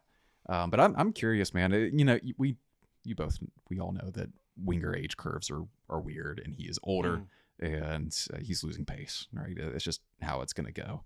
But I don't know right now what his place is in this team. He really hasn't been a big part of the discussion, a big part of anything Tata has said. I'd be surprised if he's a major contributor. Yeah. Like if he's not starting on the right, who on earth is starting on the right side for this team? Like, it's not going to be Luke Brennan. Yeah. It's not like who is that player? Like, I guess that's sort of where I come down to is you're going to have Ronald Hernandez like holding the width on the right side. There's just no way. There's no way that Tata Martino thinks that. Like, how is it not, like, what am I missing? How is it not Saba? I know he's not an elite MLS player by any means. How is he not the starting right winger holding the width, and Alexey in the right half space, Emmanuel Latte Lath through the middle, Miguel in the left half space, probably Pedro Amador on the left, maybe he's underlapping occasionally, at least in certain phases of build-up or whatever. Like, how is that not what it is? Because if it's not that, I'm even more worried about this team than I am already. Yeah, it's a significant problem, and we've been laughing about Ronald Hernandez being the width at some point. Like, we were like, no one's gonna like seriously pretend Ronald Hernandez is an attacking right back, right? And it seems like we're trending that way. And so the way I'm thinking about it, right, is if they are in that 3-2-5 shape that pretty much every team gets into now in build up, right? If it's not Alexey on the right wing coming in to the half space, he'd have to be part of that midfield too. And they're already so limited defensively in midfield. They're so limited in their ability to cover ground. I'd be really surprised if that is where he ends up, honestly. But I see what you're saying. I really do. But I would be surprised if he's not on the right wing to start out. You're talking about Ronald still. Is that where we're at? Oh, I'm sorry. I'm talking about Ronald as the right back and Alexey being as part of that midfield too. Right. You could go Ronald false back and then put him in central midfield. But why doesn't it work if you have two center backs plus Ronald? Maybe this is what you're describing, and I'm missing something. Apologies if this makes for bad podcasting. Why two center backs plus Ronald in the line of three? Right. Then you have your double pivot in the line of two, and then you're in that front five, like in these more established possession moments. Unless I misunderstood the phase you were talking about. So they've been going single pivot more often with this, and Thomas Interesting. Jacob as the 6 has been It's been dropping that in that pivot, line yeah. of 3. Yeah. Right. So he'll drop into that, and then you would I have. see. So then your like fullbacks are somewhere Alzate else. and So either in somebody. the pivot or they're actually in the Yeah, front line. in the preseason game, the fullbacks were pushed way up, and so Ronald Hernandez was that width on the right, and Pedro Amador was in the half space on the left right, side. with Brennan wide left. Right. Yes, so that was that, the line I don't of know, five man. there. That Yeah. feels like less than ideal, and not just it's because incredibly the dangerous. squad is Yeah. less than ideal, but it also just feels like a less than ideal utilization of these players. Like we're probably over indexing a little bit too much in preseason stuff. I don't get the sense that Jacob is such a good distributor of the ball that you have to get him into the back three to let him get on the rock. I don't know. Maybe that's a misread, but it seems to me like he's going to bring a lot of energy, which I think this team needs in midfield. I think they had a lot of same sort of players where they have guys who are like, I don't know, 6.5, 8 types who aren't really going to win tackles or win the ball in the air. And there's room for some of those in a team. But I think Jacob brings something that this team needs. I just feel like it would make more sense if you're going to get into that structure to keep Ronald Hernandez as far away from the final third as possible and to actually have a width provider on that side where you're hoping for some semblance of dynamism because there's just no way you're getting that. The right side is just dead if that's how it's constructed. Again, Tata knows more than me. I have sort of the sneaking feeling that this team maybe should just sit in a mid block and play on the break for as much of the game as possible.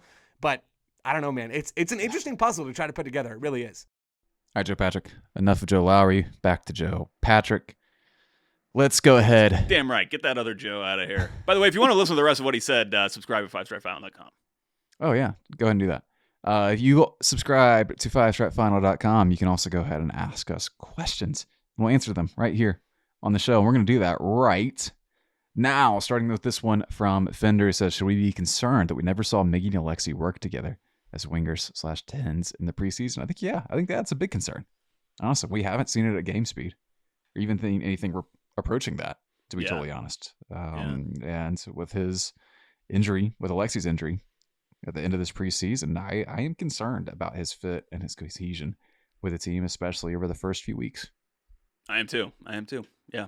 You never want to see a important player for you missing this much time, especially when it's a player who you're already wondering if he's going to fit into the manager's tactics and general philosophy of soccer. So, yeah, I think it's a big concern.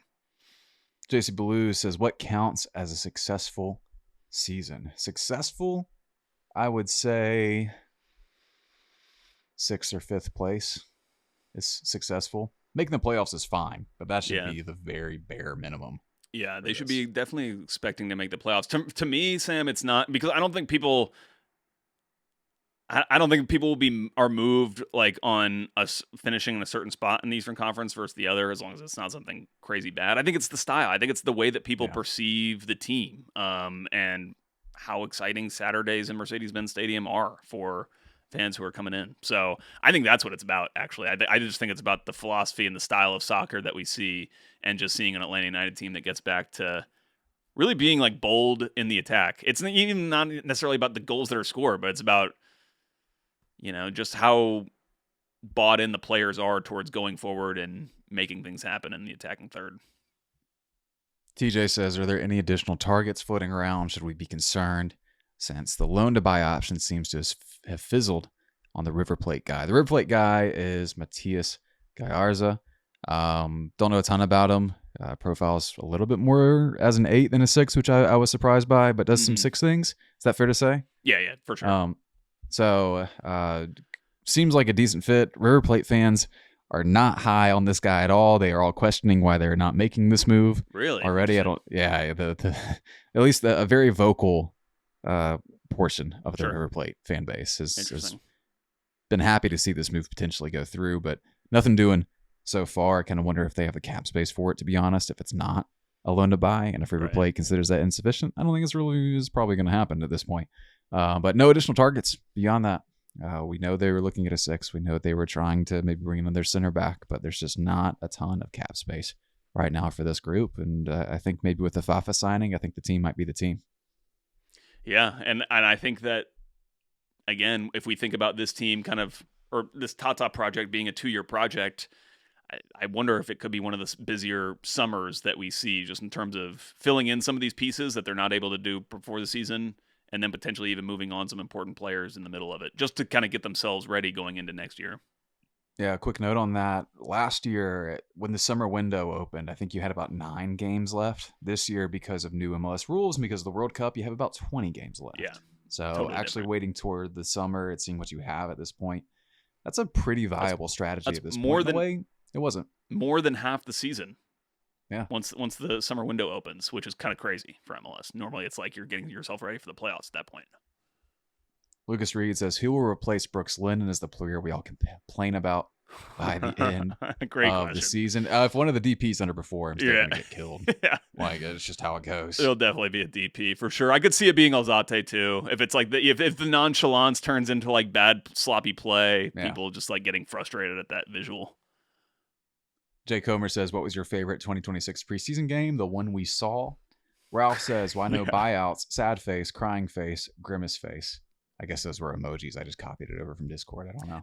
They could still like buy somebody out theoretically. They still have 2 available, Sam. 2 available, yeah. Yeah. So, and last year they did one, I believe, was it right at the end of the window, or maybe it was just at the beginning of the window, but they only used the one, and then they ultimately used the other later in the year. Yeah, I don't know. I would assume Again, they have a plan it's to more use viable them, but I don't know. Yeah. It's more viable to wait. Maybe you just wait and see how they fit in Tata's system. You see if Steven Gregerson can stay healthy. You see Yeah. if Justin Mamba can actually fit. And then go from there. It is acceptable now to wait a little bit. Yeah. I'm not panicking as much as I would have been last year. Let's see, from Adam, who says, outside of the attackers, what player position is the most interesting? Outside of the attackers, I think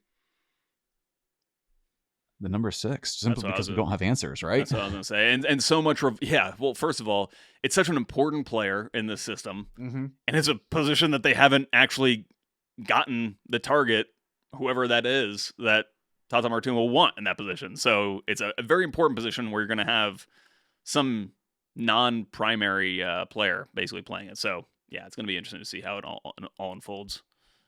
Once again, all we're asking for is a Jeff replacement.